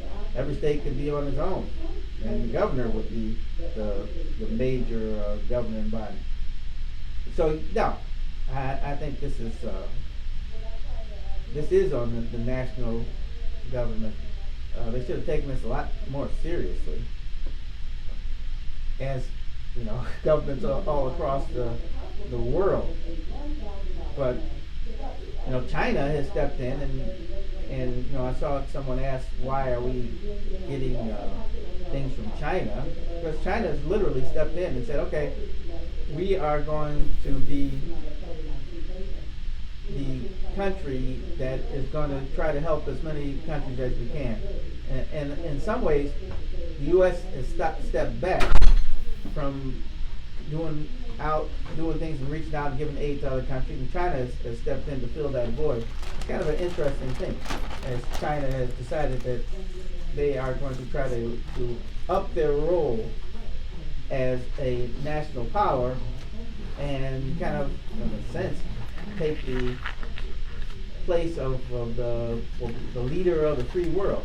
Because the leader of the free world is Trump, and he ain't doing that. Free world? Yeah, that's what they call it. The leader of the free world. Right, but is the Asians the leader of the free world? I mean, are Chinese going to be encouraging the free world? Well, it's interesting because China doesn't like to say that they kind of stepped back a bit from the Red Book. It's definitely not a democracy, but it's not the Red China of Mao Zedong. Right, they like oligarchy almost. Yeah, you know, there's some people who are the leaders, and they're going to stay in place, and their children, all that kind of stuff. Something like America, but just with more of a, when we want to, we can, you know. So I just want y'all to remember my face when they tell you we got a shortage of medical supplies and we can't get them. Just for the record. You can't trust it. God, dang, I was going to say something. I'm going to cut my own hair. I think that's what I'm doing. Shave it then. Yeah, I got tools at home. I think I'm going to cut my own hair. I started to shave. I'm not going to shave my head, but I am going to. You like with a razor? No, I'm not doing that. Oh, I used to do that with a razor all the time. Man, that's like work. My face takes me 10 minutes. My head would probably take me Your another face half takes an you hour. 10 minutes. I love my To face. get that little pencil mustache you got? I love my face. Hey, you know, this isn't easy. My barber used to tell me, man, you do a great job with your goatee. Most people coming in, You don't even have a goatee. When I have one. Oh, I do a great job with my goatee, too. Looking at Pretty Clear Chapter. Do right. I see somebody posted a poem about 1869. It better be. About the pandemic they had, and the poem was really, people stayed at home, they read books, they listened, they rested, they did exercises, made art, they did all these different things, but they didn't go out.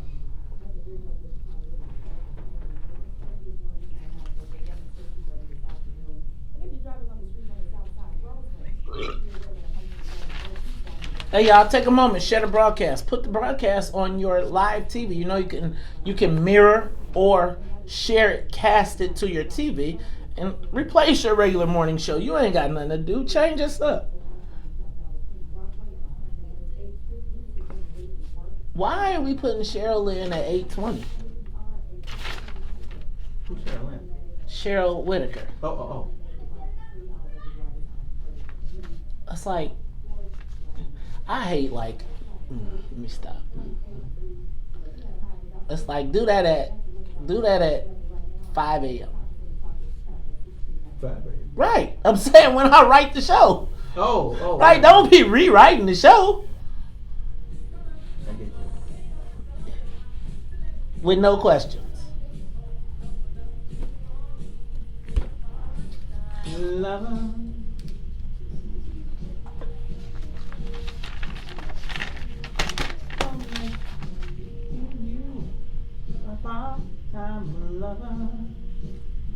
We have such a tough instruction on the right, making life feel so tight. We are strangers by day, lovers by night. Knowing it's so wrong, feeling so right. Even speak to me, part-time lover. No friend for me. Part-time lover.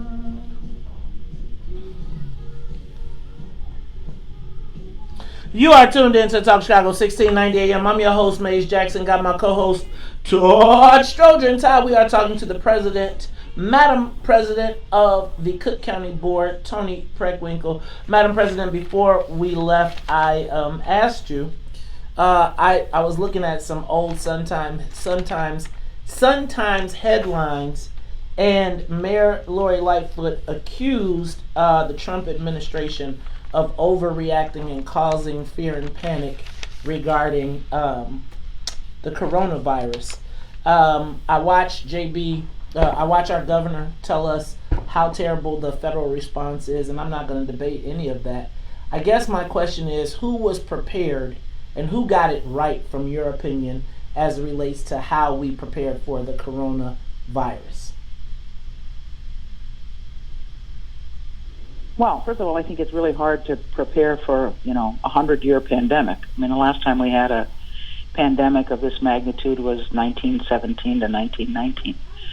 So there's a real challenge in interesting things that happen only every 100 years. I think Governor Pritzker early on was one of the first handful of governors to point out how dangerous the pandemic was, and then to order sheltering in place. So I think there were a handful of governors in the beginning that took that step. I think they're now. The last time I heard, there were 30 states in which we had shelter in place orders. Even holdouts like Florida, I think, have finally come around. And those places, frankly, a bit have been tardy in ordering sheltering in place, are going to see a more devastating impacts of the virus. So, I applaud the governor for recognizing early on the magnitude of the challenge that we faced, and I'm not sure there was criticism at the time when he ordered sheltering in place, but there was surely skepticism. So I think the governor's done a good job in terms of recognizing the magnitude of the challenge we faced and trying to take appropriate, although draconian, action to try to deal with it. So I guess, you're saying Governor Pritzker did get it right. Let me circle back on that question. I guess then, knowing that 7 out of 10 people, and I guess we said Cook County, right? 7 out of 10 people in Cook County, which is where I live, which is the most populous black county in the country, are we gambling with black lives getting into this back and forth with the president? Because we already know the president is petty.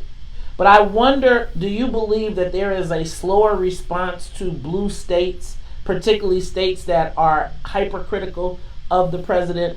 And is that going to benefit, how does that play out for black residents in Cook County? Are you suggesting that we ought to be more willing to kiss the ring? Is that the deal? No, I'm not. I'm asking you as the leader. Well, here's the thing. I think that's exactly what I think May says. No, May. No. Don't say what May says. Let May say what May said. May, you always say that to me. Okay, so I'm gonna say no, Madam President. I am asking, at this point in time, are we getting less federal resources because of our relationship with the president? Yes or no? Do you think? And I'm not. He's petty. There's no way for me to determine that, Maze. Okay. How am I going to figure that out? Here's the deal: the states that have been most heavily impacted, New York, for example, Washington State, California. It's going to be terrible in Florida that has a Republican governor, but I think the peak is coming later in Florida. In any case, the top 3 states initially were all blue states. They all have Democratic governors. So it's hard to say whether the president's inept response was a function of the fact that these states were led by Democrats or his own ineptitude. There's no way for me to predict that. And frankly, when you're dealing with somebody like him, you have a choice either to live or die, actually. Assertion. All right, we'll pick A words: appeasement or assertion. Okay. So, I mean, the governor has chosen assertion. Here's what we need. We're not getting it from the federal government. Call them out. Okay. I always lean toward assertion, but anyway. Okay. So I guess my question is, and I'm not debating, I guess then we should expect that because the president came on TV yesterday and name checked us. So my guess is that even though we got 7 out of 10 black folks in Cook County dying, we're going to choose assertion for our life. 7 out of 10, no, that's not what happened. 7 out of 10 black folks dying, that isn't what you wanted to say. 7 of the people who died of COVID-19, 70% of them are African Americans in Cook County. And this is a disease that's going to most heavily impact marginalized communities, and that's in this time and place, that's communities of color. So it's going to be disproportionately African Americans and Latinos, and particularly, as you've pointed out, African Americans.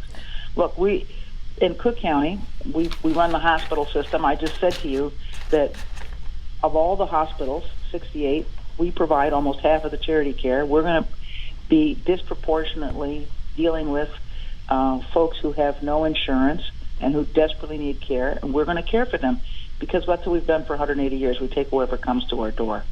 So we're going to be impacted by this. We're going to do our best to get resources from the federal government, from the state, wherever we can find them. And I'm not going to criticize the governor for standing up for our state's needs, especially given whom we have in Washington in charge of all this, unfortunately. Got it. All right. So the question that I have been getting all weekend, everybody has been calling, people have been texting, they are tuned in right now, our numbers are off the chain. Madam President, what happened to one of Chicago's most beloved medical professionals? Dr. Terry Mason was abruptly released last week. Can you shed some light on that? Well, first of all, I should say this is a decision made by the healthcare system. But let me say, making a high-profile change like this at any time is surely problematic, and making it in the time amidst of a pandemic is even more challenging. Dr. Mason is, as you point out, a beloved healthcare professional. He's for many years been an advocate for us taking better care of ourselves, focusing on diseases that are endemic in the black community: diabetes, hypertension, heart disease, focusing on nutrition in a way that many did not, the importance of food as medicine. He's a great communicator and a public health advocate. In the time of pandemic, what you also need is somebody who is an operations person, and I think I'll leave it at that. And I have confidence in the two folks who are co-leaders now of the Department of Public Health, Dr. Rachel Rubin, who I've met on a number of occasions because she's been at a press conference on behalf of the Department of Public Health, and Dr. Kiran Joshi. So the two of them, both medical professionals, both doctors, who've been with the Department of Public Health for the last 6 years, will now lead the Department of Public Health. Got it. I'm sorry. So Dr. Mason, he wasn't the chief medical officer. He was the director of public health? Yeah, he was the director of public health. Okay. No, the chief medical officer is an African-American woman. Okay. Got it. All right, Madam President, when we come back, I want to just touch on what happened this last election cycle on the political side. And, I was looking at the numbers. Looking at the results. And I guess my question is it time for us to stop giving the traditional white Irish wards all of the props that they get, considering they don't have the turnout, and they've been going against some of our most important candidates. Look, we'll talk about it more when we come back. This is Talk Chicago 1690. That is what I assumed with Terry Mason, right? I'm going to infer into that, I don't think that a holistic vegan, right, like naturopath type of person is who they're going to want to have in the front of this whole thing, right? Could you imagine if he came on and said, you all need to take oregano oil as head of the Department of Health? And I feel like this is like one of those moments where it was a nice fluffy title until you got a national pandemic, and then you be like, shit. Because that's when she said you need an operations person, right? Somebody like this is like, I love Dr. Mason, but I don't see him as the general marshaling all the resources, saying build a hospital, tear the blah, right? I don't see all that. I see Dr. Mason, and I'll be like, meet me at the, like one of those great, like you get all the public positive stuff, because when do you need the president, the head of the Department of Public Health building? You see him more as a physician. Right, and you see him as a happy show up guy, not a tactician. Wow. And right now you need a tactician. I mean, it could be, yeah. I mean, I can't argue. I'm going to just tell you, though, they are going to... Public health people tend to be, epidemiologists. Yeah, I mean, again, but it was a fluff title, right? That gives you a tremendous amount of positive PR.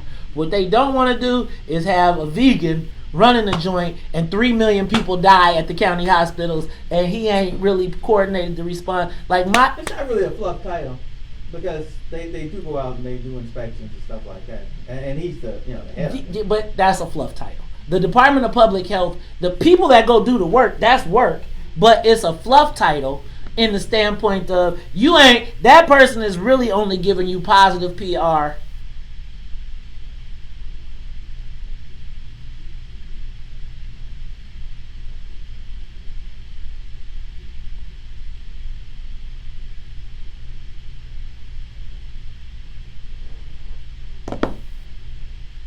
Take a moment, share the broadcast. Are you calling me about somebody else's job? I know I ain't getting a text about somebody else's work. Boy. I think I'm going to have a political training one-on-one class. Because I feel like I feel like I put some people in the game, and then they don't be, like, I didn't make them go through none of the process. And so because I didn't make them go through the process, they just be like, whatever. Like, I be thinking to myself, now, if I was, would I really tell him that? Like, I be thinking to myself sometimes, really? Would I say that to him? Like, I feel like people get comfortable because, like, you my people or whatever, and then they don't expect that, like, y'all do know. See, that's why I said I'm about to come back. I agree with you. I think that. I mean, I had that same thing. There's too many people that I've helped without a demand, and then they feel like it. And then it's like, I be like, don't. You can't. Woo! I'm gonna stop.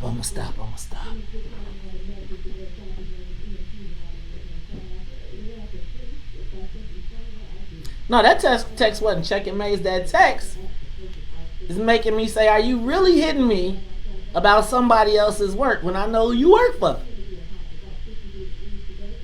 No. Don't do that.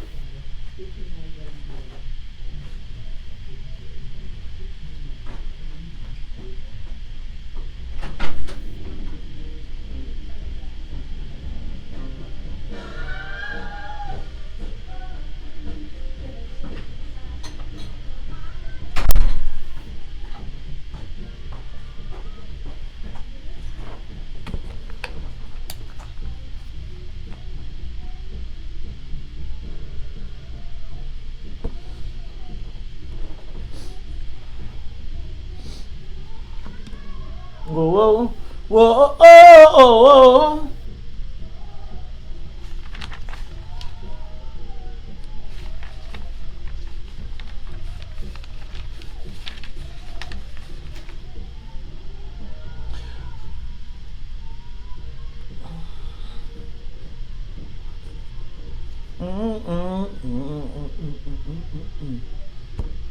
Right. I thought she just took over the board.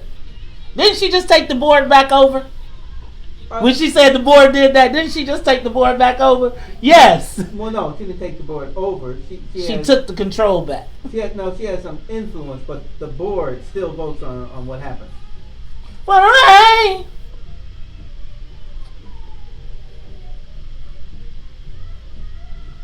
You are tuned in to Talk Chicago 1690 AM. I'm your host, Maze Jackson. Got my co-host, Todd Stroger. It's how it is, the WVON Morning Show team. And we are talking to Cook County Board President Toni Preckwinkle. But you know how it goes. I'm switching my hats. Because now we want to talk to Cook County. Are you wearing a paper hat? A paper hat. You know, remember you used to fold those hats? Yes. And then make them and then be like, you thought you was cool. See, Todd? Yours wasn't like, now you didn't get one of those cone hats, did you? No, that's because my paper hat never actually worked. Remember when you would make a wizard hat and all that stuff? But my dad could make a paper airplane that was amazing, and I just couldn't pick it up from him. How can you not make a paper airplane, Todd? Not the regular old. He would take two different pieces of paper. Oh, I could do it. I could do that. I could make a double airplane. I could make the Phoenix. I could do all types of stuff. But look, we got a squirrel. We have one of the most important, powerful politicians in the whole entire country on the live line. It is the president. We can teach her to do that while she's at home. She is the president of the Cook County Board, but she is also the chairman of the Democratic Party of Cook County. Madam President, you know I was going over some of the election returns. And first of all, congratulations on the victories for Kim Foxx, Kim DuBouclet, P. Scott Neville. We lost in the clerk's race to Iris Martinez, and I think John Griffin, who was the white guy, lost to Sharon O. Johnson, who we were pretty happy about that. But Madam President, as I was going through the election returns, it seems like the traditional Irish Southside wards have a lot more political influence than their votes or their loyalty to the Democratic Party are equivalent. It does not seem that way. It seems like I was looking at the 11th ward, I was looking at the 13th ward particularly, and they didn't deliver for any of the black candidates. And even in the 19th ward, they did not deliver. And as a matter of fact, these are sitting committeemen who did not even put our most important candidates on their ballot. On their sample ballot, which we know is very important. Madam President, is it time for the Irish influence to wane in the city council? I mean, not in the city council, in the Democratic Party? Well, first of all, I'm very proud of the fact that we had the most diverse slate that we've ever had, at least in my recollection. I've been a committeeman for almost 30 years. This last time, P. Scott Neville was our candidate for Supreme Court, and he won. Tough race, hard fought, 6 or 7 candidates, he won. He did not win any of the Irish wards, though. I'm asking, because let me just say this: we're talking about the entire county, and we worked hard across the county for all of our candidates, and P. Scott Neville won. And Kim Foxx ran against the son of a billionaire who had no qualifications other than that, who outspent her on television 4-1, and she won. True, we lost the race for clerk of the court. There were 2 men and 1 woman, and this was a good time to be a woman, a female candidate. In our judges' races, we had 9 out of 13 in which we were victorious. You know, we had 3 African Americans who won, 2 members of the Latinx community. But Madam President, 3 members of the LGBTQ community. But Madam President, let me. I'm with you. I'm super happy. But I am asking now at this point. I'm glad. I'm gonna mark this day on my calendar. Oh no, I'm happy. I'm happy all the time, Madam President. Quite frankly, I think it's you guys. Quickly, did a black male win in the race, the county race, any of the judge race? One of our 2 candidates did. Derico. You know, it's hard for men that's more than to win in county races. But let's go back. Stop, because Todd, you went a different direction. Okay. I'm still trying to get back to my answer. So what does the Irish community? Hold on, because the chairman of the Democratic Party of Illinois did not support the most important candidate to black people in this race. Did not win for any of the black candidates that were on the party. But yet and still, when it was time for Dorothy Brown to be replaced, all that I heard coming from black committeemen was the speaker, the 13th Ward would like to see Mike Carbonargi. What I am asking, Madam President, and this is straight up political. This isn't about who won any of this. This is 100% about real-time influence. Do the white Irish wards, hold on, let me finish. Do the white Irish wards that still hold sway, are they getting more props than their votes or loyalty to the Democratic Party deserve? So let me start with this. I'm responsible for Toni Preckwinkle, and I'm responsible as chair of the party for the Democratic Party, and we worked hard for all of our candidates. And given the fact that we, as I said, I think did really well in some really tough races, I'm proud of the work that we did. And as for the speaker, you should ask the speaker why he won't come on. I'm trying. I supported in all of our materials. We supported every single candidate, and frankly, I supported Mike Carbonargi because I know him and I know that he's a decent, hardworking, good guy, and he would have done a great job. I have high regard for Iris too. I know the senator well, and I think she'll do a good job. But my point is, you got to look at the whole party. If you want to pick out particular committeemen who didn't support us, that's always the case. This is a, there's Will Rogers' joke about I'm not a member of an organized political party. I'm a Democrat. Right. I mean, this is the way it's always been. And when I was first a committeeman, I oftentimes didn't support the slated candidates because they were never slating black people. And a lot of our black committeemen in the 90s, when I was just beginning my work as a party leader, didn't support slated candidates because it was all white Irish guys. So, the fact that we have a very diverse slate and we were able to elect most of our candidates, I think is something to be proud of. So should the chairman of the support the slate, you should talk to them about what they chose to do. So, Madam President, as we move into this next cycle, as you are the chairman, will you put any restraint or any disciplinary action or take any action against people that do not stay loyal to the party? I put together a slate for the executive committee of the party, and the people who were on it were all people who supported every single one of our slated candidates. Got it. All right, y'all. That is the president of the Cook County Board, Madam President Toni Preckwinkle. She is also the chairman of the Democratic Party. She's with us every first Monday, right here on the WVON Morning Show. Madam President, thank you so much for being with us, and we look forward to talking to you at the top of next month. Thank you, and I appreciated the opportunity to do the show. All right. It's awesome. Well, we love to have you come back. We'll see you next month. It's the Talk of Chicago, y'all. When we come back... Oh, it's Amisha Cross. It's Amisha Cross with the DC update. We'll be back after traffic and the weather. The Talk of Chicago and the voice of the... Because now a Facebook fan with Amisha Cross. And let me tell you, she pulls no punches. No, I mean, I think Amisha is a shock jock. Like, to me, Amisha, no shade, but she is definitely, like, I feel like Amisha is, I'm not saying Mays Jr., but like, she took the provocative post and elevated it. And it's like, I think that there's a space for people who are just not politically correct, or who ain't just gonna say the Democratic talking point. Man, I want a mask. Okay. $15. $15. He's always trying to get a little change. Let me open this. Ain't no free.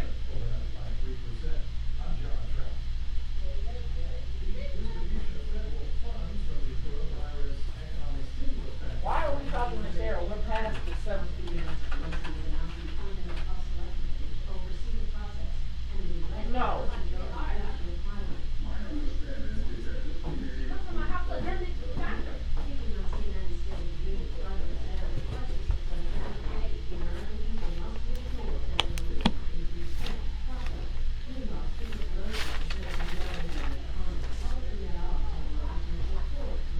Y'all take a moment, share the broadcast.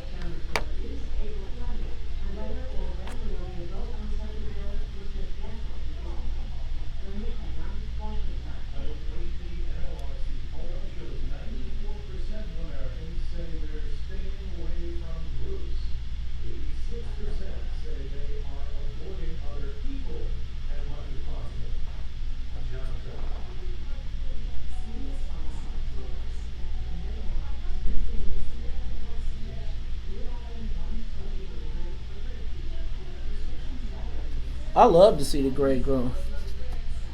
I mean, I just feel like that was another one of those, like, political, like, straight up, like, go take it. She ain't gonna say that on air, obviously. But, like, seriously.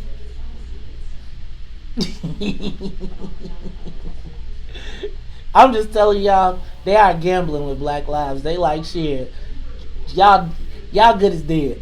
I'm just telling you now. So if you need a mask, holla at me. $20. They go up every time you say I'm about to be a gouger. Yeah. After I make my donation.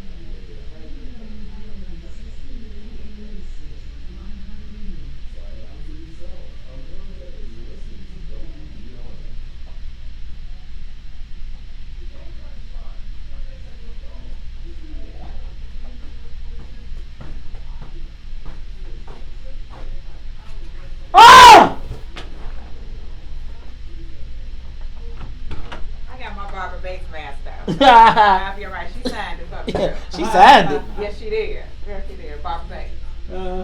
So, no $15 real on me. Huh? I'll sell it to you for 10.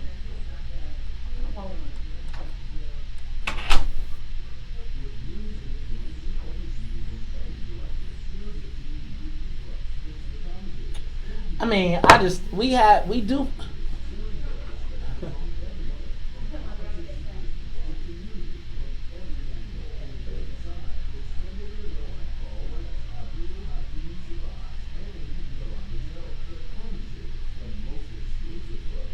Jesus, man.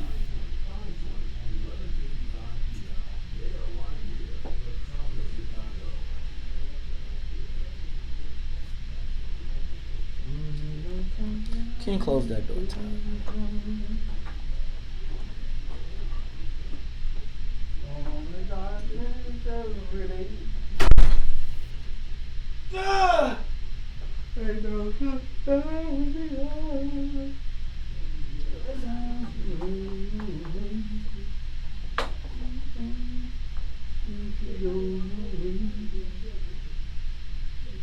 Did you call her before? Like, y'all haven't had her on Mondays for the whole month. So have we talked back to her? Is that on?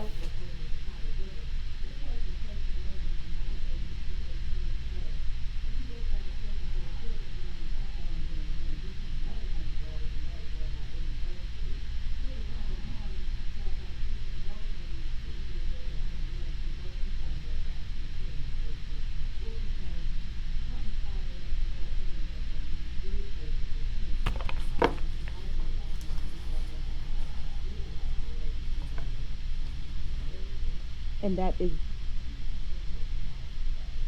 traveling on the metro today, and you're a doctor, nurse, EMT, or any frontline worker. Show your ID and ride for free. That's happening on the metro, and all other riders are encouraged to use the Venture app to purchase all tickets. And right now outside it is currently 43 degrees. We're looking at a high of about 60 degrees today. That's a look at our traffic and weather now. I'm Samantha Thomas in the Talk of Chicago, 1690 WVON. The most important 10 minutes for the next 10 years is online at my2020census.gov. Fill out your census form and let them know you count. Live from the Xfinity Studios at WVON. You're listening to The Morning Show with Maze Jackson on the Talk of Chicago, 1690 WVON. Rise and shine. Rise and shine. Wake up! Wake up! Wake up! Wake up! Wake!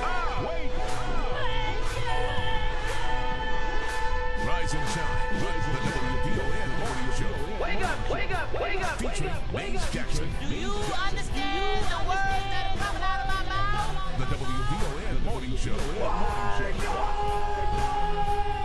Call 773-591-1690. Wake up!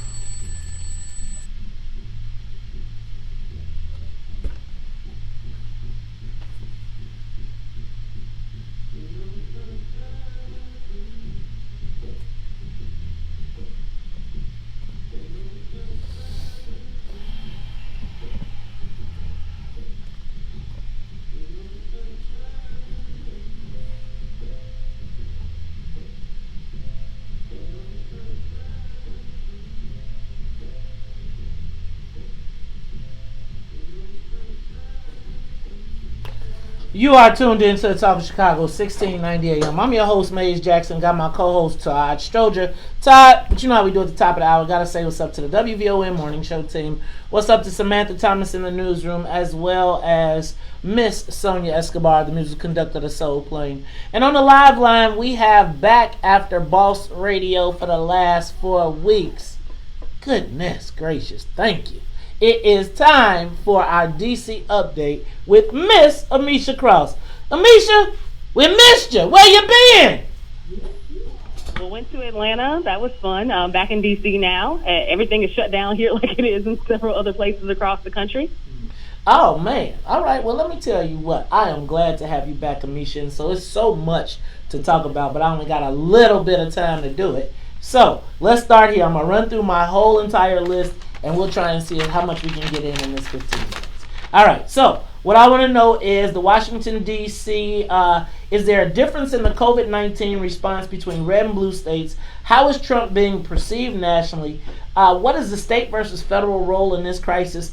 And what happened to the presidential election? Try and get out as many of those as you can.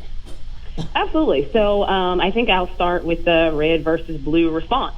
We've seen governors across the country respond very differently as it relates to COVID-19 and its spread. We're talking about places like Florida, I think, which is getting the most attention right now because they kept their beaches open. A lot of the spring breakers also helped to pass along COVID-19, but they also wanted to shut down airports to traffic coming in from places they consider hotspots like New Orleans, like New York.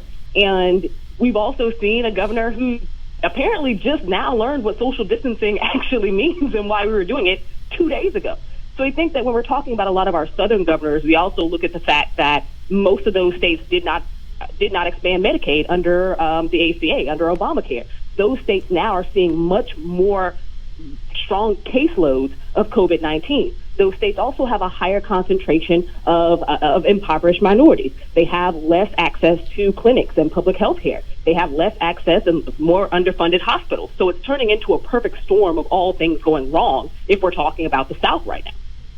Got it. So I guess my question is really more about the North. I'm really concerned about the fights between the president and some of these governors. There's different approaches. You've got the Cuomo approach, which is carrot and a stick. You've got the JB approach, which is take a whack. We saw that the president name-checked the governor yesterday.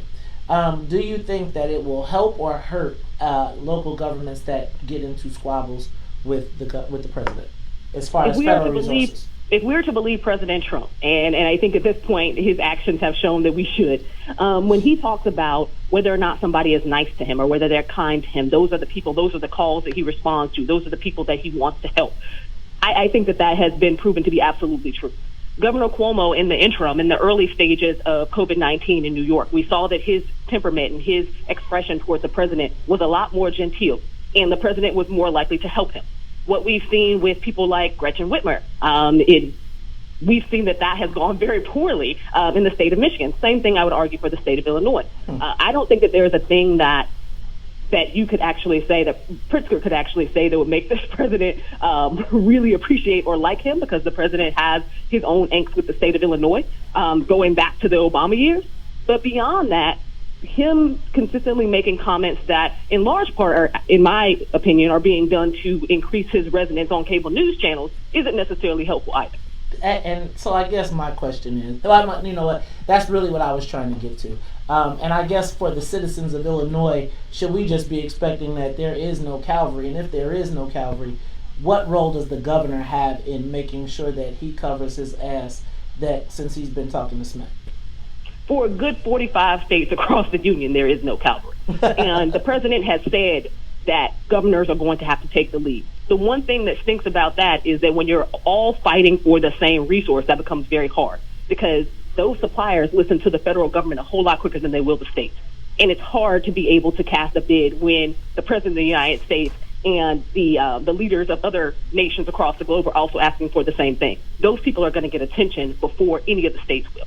States need to really pay attention to their individual issues. Right now, Illinois has over 70% of COVID-19 cases being African Americans, and we know why that is. I would suggest that Governor Pritzker focus on that. Well, see, Governor Pritzker, I think though right now the polling shows that keep on bashing Trump, and I think that essentially what winds up happening is then he gets to blame the bodies on Trump. Let me ask you another question. How is Trump doing nationally, polling-wise, Amisha? We live in Illinois, so we are just like, it's the end of the world. But I've been hearing other places where they say his polling has been as high as it's ever been. Right now, and that is true. Right now, his polling, and his polling overall is the highest that it's ever been. It's actually ticked up 4 or 5 points since the COVID-19 outbreak started. What we have seen is that when people are asked and polled specifically about his response to COVID-19, that those poll numbers go down. But overall, I think that one thing that he did, and he did smartly, was to actually come out and showcase himself as someone who was going to provide these checks to individuals that were going to help them, and come out really strongly and talk about that in as many media circles as he could, and showcase the fact that China did lie. And that's factual. Now, President Trump actually knowing about COVID-19 and the potential spread in January is also factual. But I think that the American public gets to see this president on TV every single day. He's literally running campaigns every day. And I think that makes a difference. And I want to go right back to that because that makes me ask, what happened to the presidential race? We're hearing that the Democrats are talking about having a virtual town hall. They're having a virtual Democratic convention. Trump says his is going on. This probably would have been the perfect time for Bernie and his socialism. But if it was me, if I was Joe Biden, I wouldn't talk to that punk never again. What is happening, Amisha? What is going on with the president's race? I agree with you 100% there. So Bernie Sanders he actually wants to have an April debate. Biden does not. There's no real, at this point, this is a numbers game, and the delegate count is not in Bernie's favor, and there is no way that it's going to turn the tide. So there's no real point in having a debate with someone who effectively is out of this race, whether he is bowed out or not. Beyond that, what we've seen is that the digital acumen of Joe Biden probably needs a little bit more work. Make this thing work. What is this contraption you got me with? Word? He's done a lot of outreach specifically to the younger voters, which he wasn't necessarily getting in the primaries. He is hosting his own Facebook Lives and his own Twitter Lives and things like that. But he hasn't really been able to, I think, pull a lot of that audience. And part of that is because nobody wants to hear about anything that's not corona related right now. So he's figuring out ways to where he can create these 10-point plans and these steps for people that are going to help to ease some of the fears and tensions around coronavirus. And a lot of that is going to be launched this week. Okay. And then finally, I guess I gotta ask, will the election still go on, or should we be expecting that there will be some emergency declaration and President Trump will be declared president for 4 more years? Yeah, the election's still going to go on in November as planned. What is really changing is the face of campaigning, because neither of them can traditionally campaign. And just as much as Joe Biden needs to be out pressing the flesh, it would help him during this time frame, and we know he can't. Same thing with President Trump. He loves his hundreds of thousands of people rallies. He loves the state of Florida. Right now, with so much fear and angst in Florida around COVID-19, a lot of people are blaming the president. And it could turn the tide for him in that state. Mm-hmm. All right, Amisha. Well, when you come back next week, we'll have you for the whole half hour, but I got to let you go. Do me a favor. Tell me how people can get a hold of you. Absolutely. You can catch me on all things social at Amisha Cross. Make sure you wear your mask, Maeve. Hey, I got my mask, and you know what they tell. And anybody around the country that's tuned in, if they tell you ain't got no mask, call Dr. Willie Wilson, because I got my KN95 right here. It's the Talk of Chicago 1690. We'll be back. More of the morning show with Maze So Jackson now, coming up we're going on to the cut Talk of and go Chicago. to what? More coronavirus. I'm so tired of coronavirus. Oh! Yeah.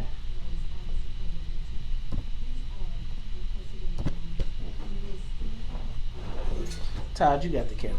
Sonia, you got the camera. Maybe I should learn Mandarin. Mandarin online.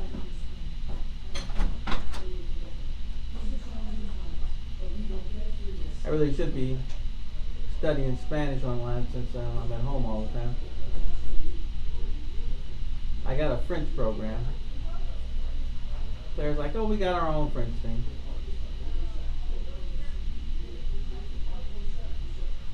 Oh, excuse me. It is a shame to be home this long and not have something.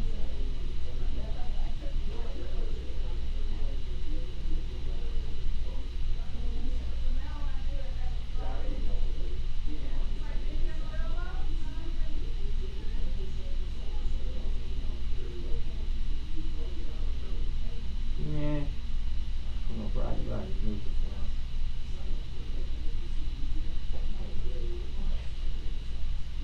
Oh man. Oh, run out of steam here.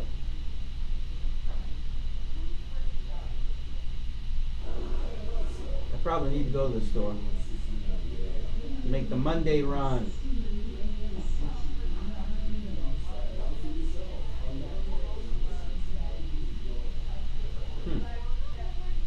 How much money do I want to spend at the store?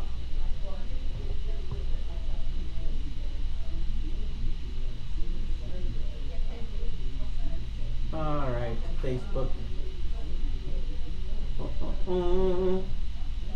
Every once in a while, Facebook gives me a flux as I try to figure out how do I get back and read comments. Not the easiest thing to do.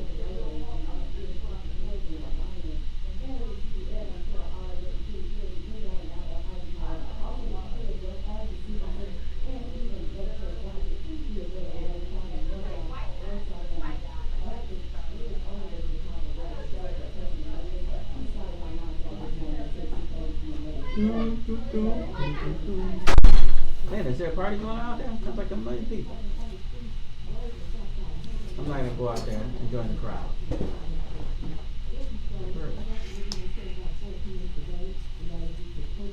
Again, no script, no nothing. Just do it. What a man I am.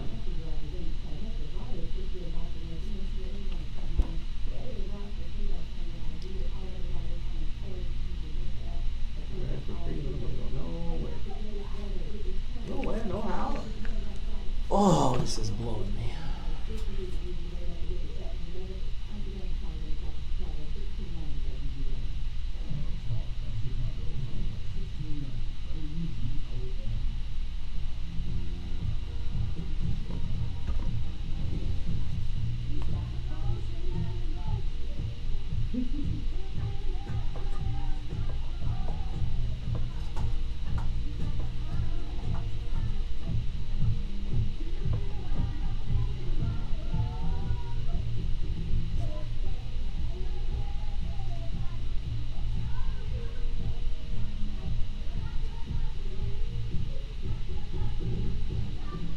Dr. Love.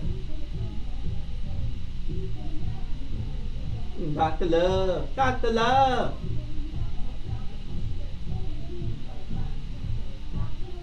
Dr. Love.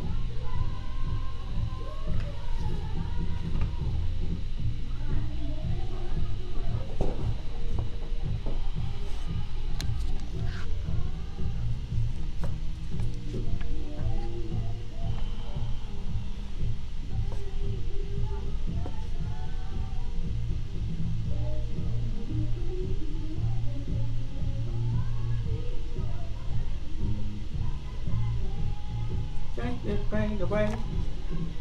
Dr. Love.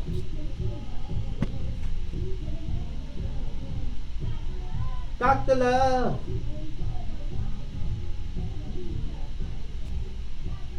You are tuned in to the Talk Chicago 1690 AM. I'm your host, Maze Jackson. Got my co-host, Todd Stroger. And Todd, on the live line, we have Dr. Cheryl Whitaker. Dr. Whitaker, what's going on this morning? Hello. Hey, Dr. Whitaker. How you feeling this morning?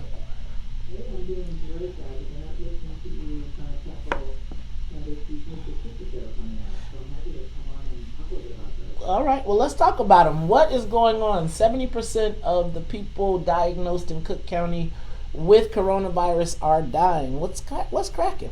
Maze's math is kind of fuzzy. You got to say that the right way Say for it. us. Say it. No, that's why we have a doctor.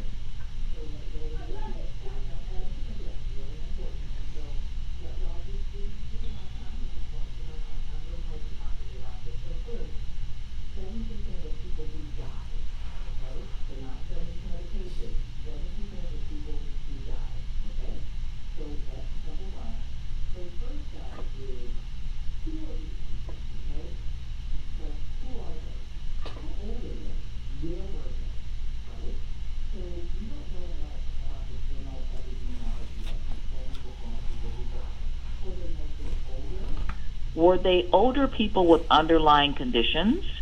Were younger folks bringing it home to them? Like, were they in nursing home or were they from general population? So those are details that we want to try to understand before we jump too high.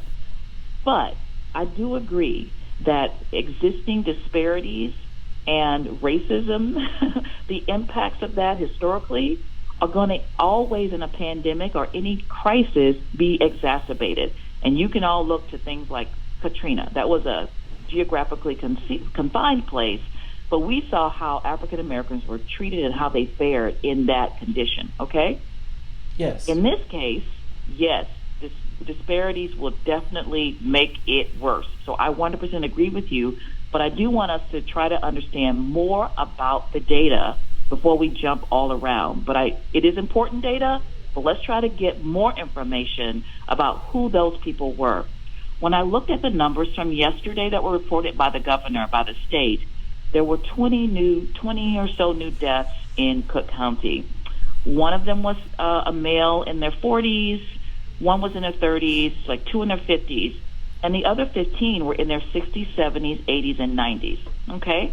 So those are my raw numbers, but I don't know where they were. Were they from the community? Were they from the jail? Were they from a nursing home? So I want to know that information. Number two, Maze, remember when you had me on the programs a few weeks ago and you were talking about can blacks get coronavirus? Do you remember that? Yes.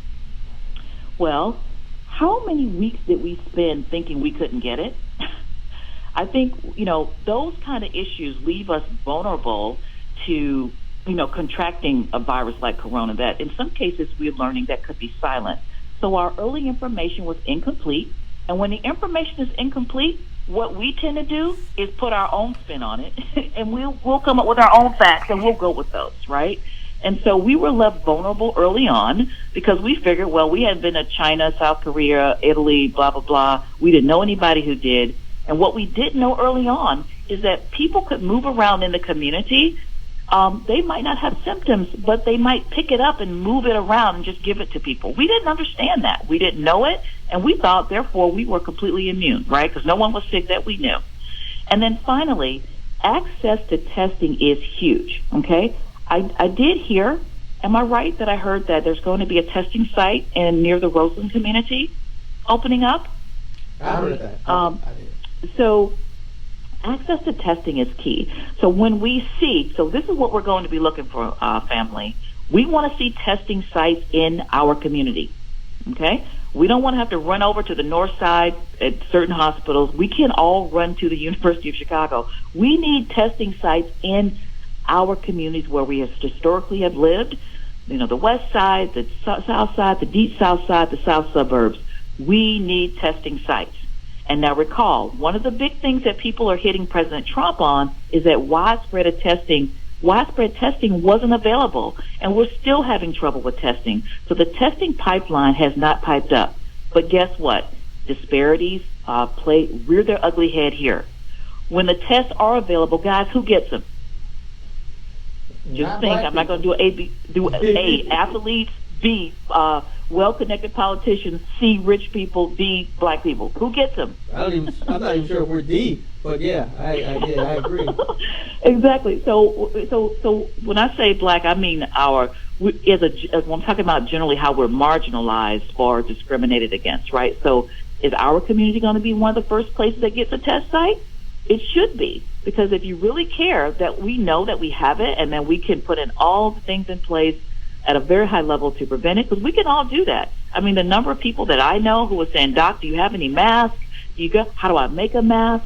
We're listening to the news too. So we now have access to information. So one of the things we can't say is that we don't have access to information, because with the internet, cell phones, radio, really access to information has been democratized. But the problem is, do you get good information, and who are you listening to? Right. If there are stations that are telling you that this was a hoax and you were listening, if someone's saying to you that you can go to church and you won't get it there, then they're lying to you. That is bad information.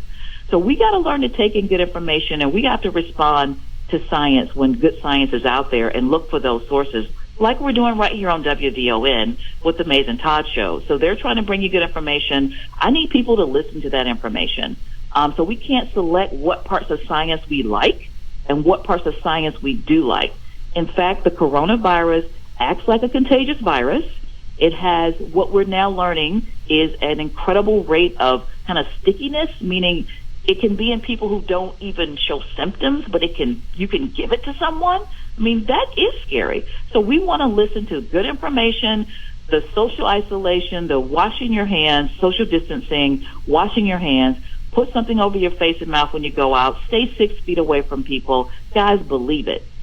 So I'm going to stop there, guys, but and I can take your questions. I know we just have a little bit of time, but thanks for letting me share that information. It's all good. It's always good to hear from you, Dr. Whitaker. First family of Chicago medicine. We appreciate you, but it looks like we are now at the break. Todd, you got any questions? No, I think that was pretty good. My only one question is, when when you say you're like typhoid, Mary, how long can that last? Can that be like the rest of your life? You guys went out. Repeat your question. You saying that some people could be like the typhoid Mary, where you passing it along. How long could that last for a person? Well, see, guess what? We don't know.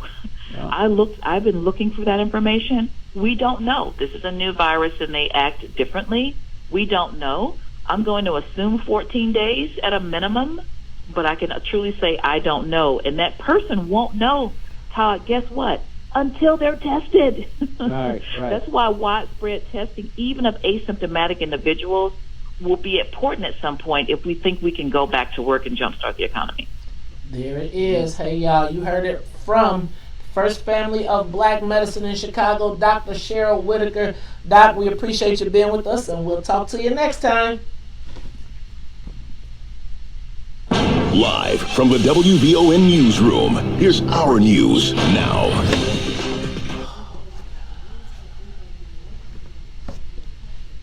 Dr. Love.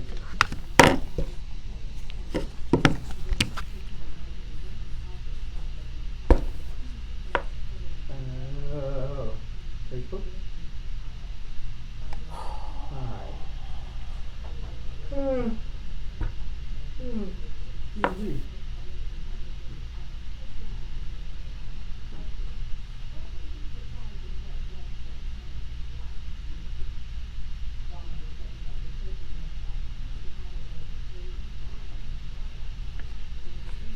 Animal and human family.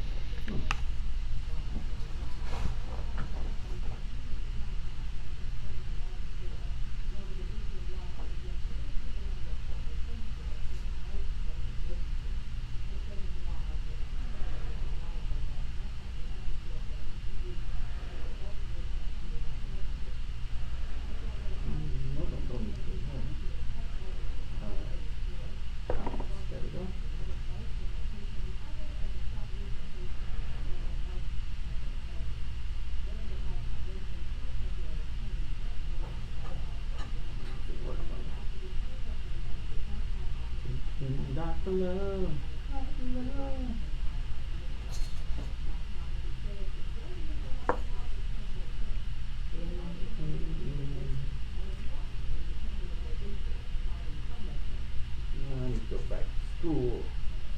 Facebook is kicking my butt someday.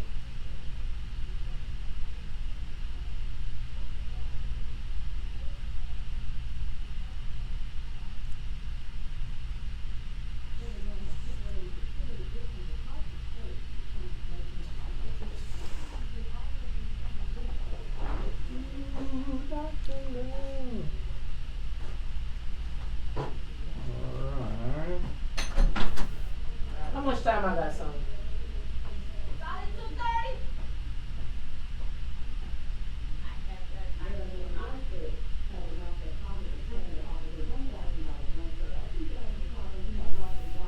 Yeah. But dear friend, you are speaking out of Maze's handbook. That's exactly what Maze says. We need people who people trust to go out and talk about why we should be doing what we're doing.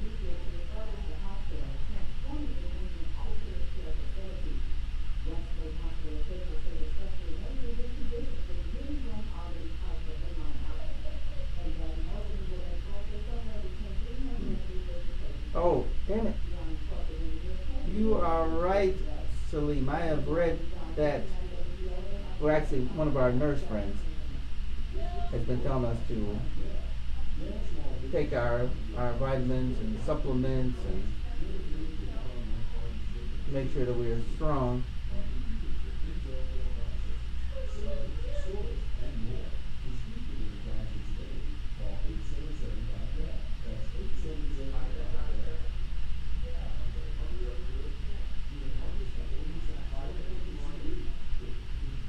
But even with these, I don't know, I hear different things. I guess I should have asked Doctor about that, about the mask. I don't want to spread anything bad, but even with the N95 mask, you really need to find one that fits your face well. I mean, part of it is making sure that it's truly a barrier and not letting anything in. I remember one of our guests, or maybe I heard him on something else, saying that earlier. A mask should fit you well.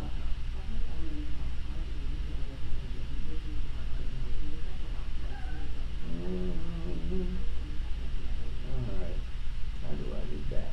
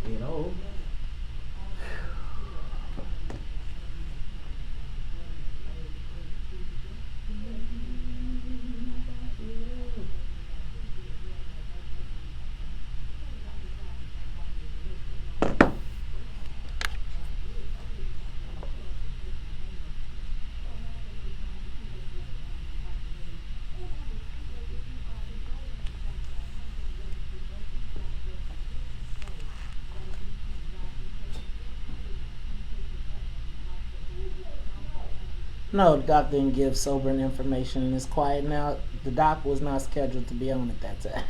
So it's quiet now. That's why. Stop.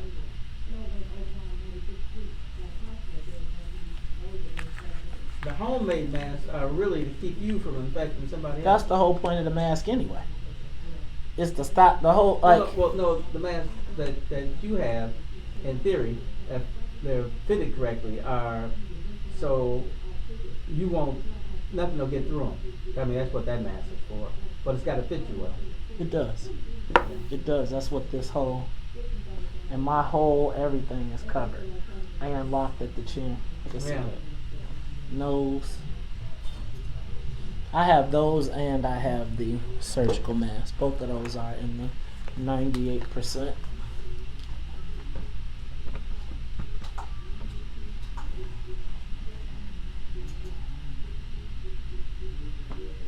I wrote. Didn't know for no, but don't worry. I'll be happy.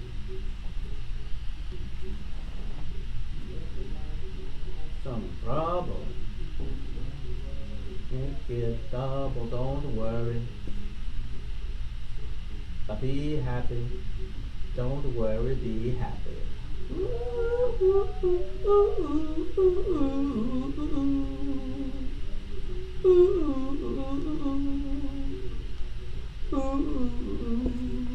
Don't worry, be happy.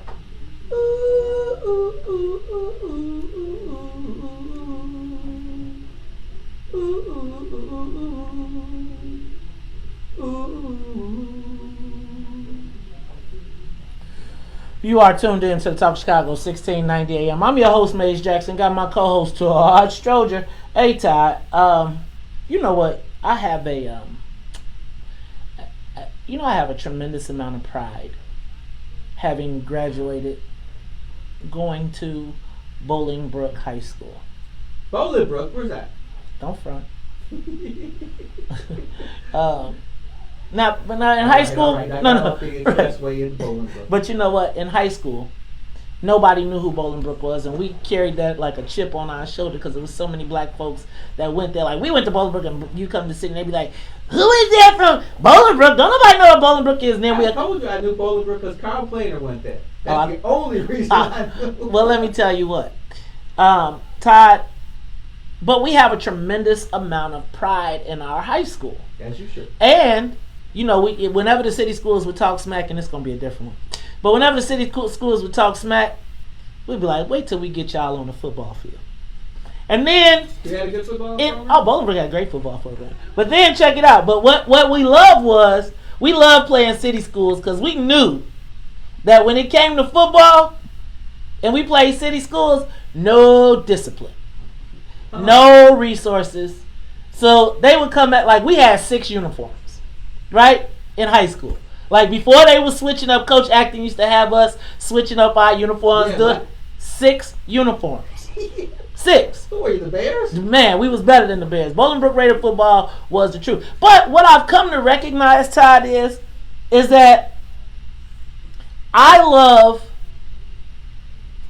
my high school, even to this day. I still talk smack. Bolingbrook Raiders, we follow in the paper. But what I found out was I'm not the only one. I thought Raider pride. Did you go and do something? What did you do? What? You kicked the first field goal. What did you do? I went to go do the coin flip. The coin flip. But I want to go backwards because it was only when I got to to U of I, where I recognized that this high school thing was real. Yeah, isn't it?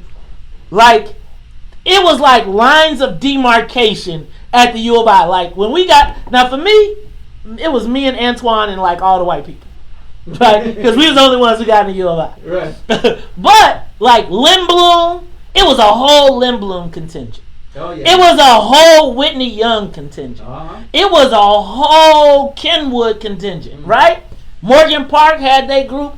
And no matter what fraternity or sorority you joined or whatever, it would always come back to what high school you go to. That's right. So I want to talk about this today because I'm going to do a rivalry. I'm going to do this all week. Okay. We're going to pick some rivalries. And then we're going to go there, I realized this was not just for Illinois. Mm-hmm. This is what happens all over. While I was at Xavier, everybody be talking about, I went to 3-5. And then the tough people, I went to Carver. Right. Well, see, but that's it. I mean, not Carver, Booker T. Washington. But that's my point. Like, so, and sort of your high school, I don't want to say defines you, but it's kind of like you got your pride, etc. But there's levels of pride, right? There's levels of school pride. There's like pride while you're at the school, then there's alumni pride, right? Yeah. And I think that Chicago high schools have the most, not more than Bolingbrook, but Chicago high schools, there are levels to the pride of the alumni associations. I know you've seen, because of all these Irish people, when you go to those receptions, that a Catholic school guy be like, hey, what school you go to? St. Mount Carmel. Man, it ain't nothing. Right. It's a Catholic League version of that. Yeah. Like the white people be like, and if they ain't doing high school, they doing parish. What parish you come from? Oh yeah. Right. But high school. So Todd, this weekend, while it was Saturday, I didn't have nothing to do. Right. So I decided to have a high school spirit challenge. I saw you got it pretty early for this. And so basically, what I did was say which high school has the most high school pride, and it was really all city schools that responded. So I'm gonna do this with the city, the Catholic, and the suburbs, and then I'm gonna have a battle royale. But as I asked what school had the most alumni pride, 4 schools emerged. 4 just like they jumped off the page. Like everybody was saying, what's up? Yo, I got my school, go, whatever. 4 schools jumped off the page in the city. You want me to tell you what they are? I would like to hear it. Okay, here are the 4 schools. Lynn Bloom, Whitney Young, Dunbar, and CVS. Those alumni associations, like I had like maybe 75, 100 comments. Those 4 schools jumped off the chain. You know, like CBS had like 6,000 people in that dance. Well, hold on. This is what's so funny. So yesterday, I did the Chicago High School Alumni Spirit Challenge on Facebook. Right? Now, right now, Todd, this bad boy is at 894 comments. Right? And basically so I told you it emerged as I did the competition, or as I looked at the post, 4 schools emerged. I told you. Lynn Bloom and Whitney Young, and Dunbar and Chicago Vocational. So I decided to have a battle royale between those 4 schools to be the championship. Yeah. So in league number 1, which I have division number 1, which I've called the bougie division. Wait a minute, can I guess? Yes. That would be Whitney Young and Lynn Bloom? Yes. Yeah. Yes. Look, now, Lynn Bloom people like, how dare you put us in the bougie? We was educated thugs. We was in Inglewood, right? So it's like everybody still want that hard piece. Right. Then I have the vocational side, which came down to CVS and Dunbar. The Dunbar Mighty Men versus the CVS Cavaliers. Now, at 24 hours, I'm going to tally them up, and then we're going to have a battle between the winners of each bracket to see who has got the most school spirit. Todd, so today what I want to do is I want to just ask on WVON, because I don't care how old you are. I don't care how old you are. You know what high school you still represent. Them Dunbar Mighty Men, it was funny because you watch theirs all skewed like 70 and before. Lynn Bloom started at like 70 and went up. Whitney Young, I'm surprised. Whitney Young, who I thought had the most school pride, they got punked. They didn't even show up. I think it was... Well, you got to realize they're not that old either. And then, CVS. So yesterday, this is how it started. I started out, I posted it, and by the time I closed my laptop, I had 15 comments. I went to pick up my son. I had 150 by the time I came back. I was talking to Carrie. We got to talking, it was at 250. Then before we went to bed, it was at 500. Right now, it's at 897.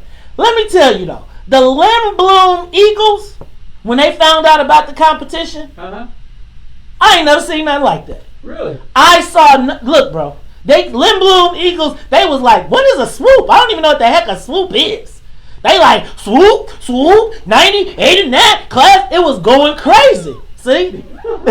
Then... Look, so Lynn Bloom was like, hey, like at about 10 o'clock before I went to bed, Lynn Bloom was like, hey, man, can you just call this thing off? Because now it's like 200 and some 300 comments. Yeah. We're winning. We're going to mollywop everybody. Then all of a sudden, CVS said, hooty hoo. And the next thing I know, CVS was like, wait, what? Lynn Bloom got the most school spirit. They was like, they went in their group chat. Then the next thing you know, it was like, CVS, we got the alumni. Now it's a battle. Right, now it's a battle. But what's so funny is CVS and Lynn Bloom are battling when it should be CVS versus Dunbar. Right, they're in different brackets. Yeah. So they whooping each other for the finals, but they not tied. So this is what I want to do. When we come back, I want I want to hear from you. Who was the baddest high school? Right now, I mean, I don't care what school you go. Right now, the top 4 in alumni school spirit, Lynn Bloom, Whitney Young, even though Whitney Young apparently doesn't have much, they still trying to decide whether they fish or mammals. I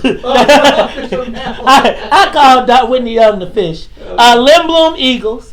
You got CVS. I wanted to go to CVS if I lived in the city, I would want to go to CVS. Against Dunbar Mighty Men. All right, y'all, give us a call, 312-374-8130. What high school did you go to? Which school did you rep? And do you still have high school spirit? We'll be back. More of the morning show with Maze Jackson coming up. I saw you threw some love out to Ignatius, Maze. Ignatius would have been the school what's the best school if not your own? Right. Right?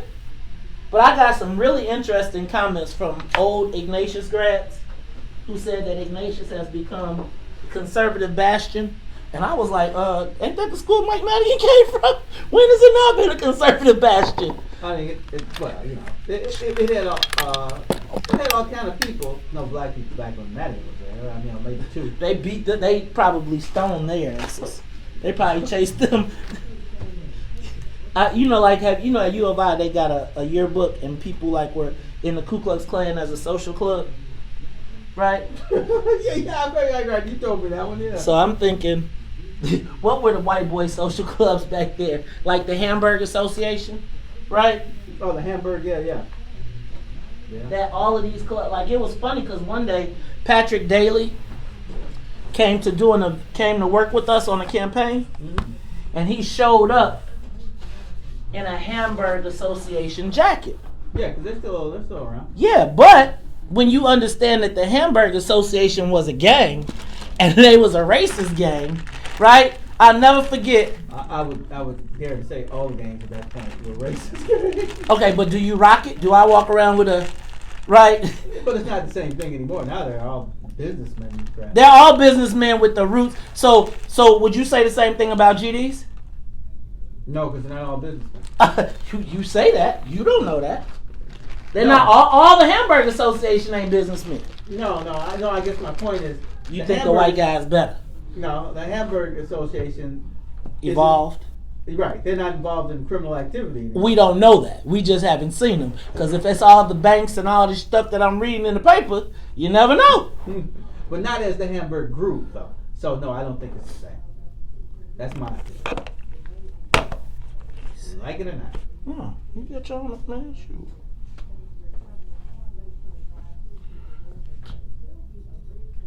And they ain't a detriment now we got on the subject again. And they're not a detriment to our neighborhoods.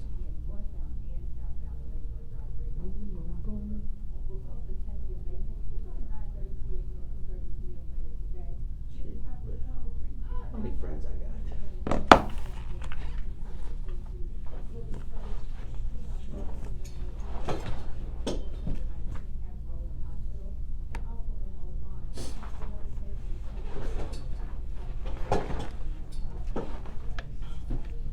Look at,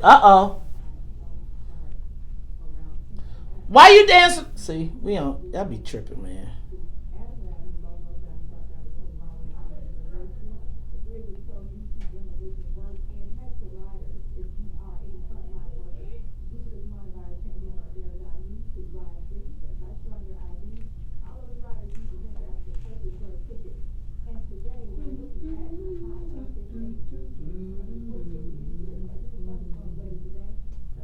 Damn, if I said you can slap me right here.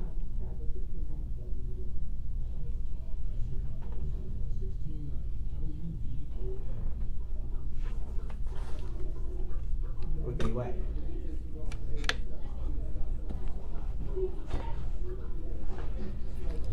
Yo, let's go them down. Since it's in your town.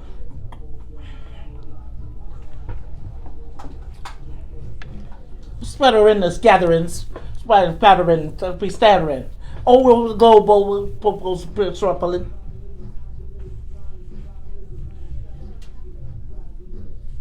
Badger and Bras, I wish that Madeline was back on video LP.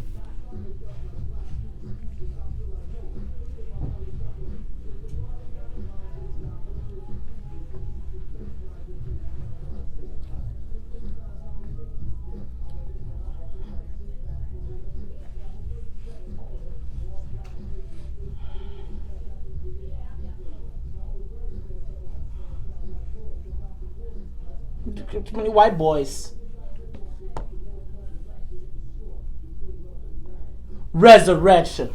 You are tuned in to the Talk Chicago 1690 AM. I'm your host, Maze Jackson. Got my co-host, Todd Stroger. Hey, Todd, that is Common Sense is in your town. You know, Common was off 87th. I would have thought he went to the V. But actually, he went to Luther South.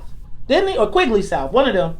Quigley, Luther, one of them Souths. I think he went to Luther. Okay. Yeah. All right, y'all. But give us a call, 312-374-8130. Represent your high school. Why is your high school still so relevant today? Are you still proud alumni? Let me go to Gwen. Gwen, you're on the Talk Chicago 1690.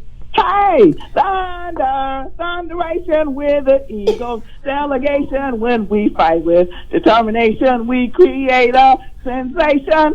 Boom, boom. Limbo? Gwen, that's Gwen with the best. That's right. With the best bread pudding in the world, representing Linwood. Gwen, thank you so much. Jamal. I think we sang that song in my grammar school. we were the Falcons, but that sounds. We are the Raiders. We're the best. You don't want me to do it. That's all right. Let me go to Jamal. Jamal, you're on Talk Chicago 1690. What high school do you represent? You still got pride? Absolutely. 92 Swoop, class of 92, president of the Crunch Bunch, CBYD for life, 40-year anniversary this year. Obviously, Lip Bloom had social clubs, and I think that really helped to have a different impact on us, while we were at the school and post-graduation. It kept a lot of us together, and we all, connect. And even if you were in other social clubs, when we became adults, we would get together and have all type of parties and reunions, and we kind of keep it going. I think that makes total sense. I ain't gonna front. You know what? I didn't realize the Lim Bloom crew that went to U of I, but a lot of them were in there. My man Dozier Thomas and Jason Harris went to that school. Let me go to Pacheco. Pacheco, what school? Y'all give me a call, 312-374-8130. What high school do you represent? Do you still have pride in your high school? Pacheco, what's up? Oh, ain't nothing up but my school. I went to Dunbar. But I went to the old Dunbar on 44th and St. Lawrence, and I'm 83 years old. What? And I still associate with my alumni, and they get ready to induct my sister in the Hall of Fame. I got one niece in there that's a writer in California that went to Dunbar. Amen. Let me ask you a question. I still represent my Dunbar in everything they do. At 83 years old, why was Dunbar so popular? It seemed like was Dunbar like one of the only black high schools early on? It was a trade school then. Those shops were full. Yeah. Aviation, animal mechanics, it's everything. It was just full. Dressmaking, tailoring. But then when to the new Dunbar, it came vocational, and vocation became computer. So they closed all the shops because there wasn't nobody taking nothing. Wow. So I'm still associated with all my Dunbar friends. When you have a Dunbar party or anything, I'm always first on board. And that Dunbar cookout is all that cookout, and that's ridiculous. Y'all drowned out the What's in It for the Black People cookout last year. Let me tell you, we couldn't have it there the last year because the mayor said that we didn't have a picnic. It was an event, and we had to go to Green Lake. I didn't want to go to Green Lake. Everybody wanted to stay in the neighborhood. I heard that. Thank you. Go ahead. Mays, Dunbar would be black school number 3. It would be Phillips, DuSable, and then Dunbar. Okay. Then, you know what though?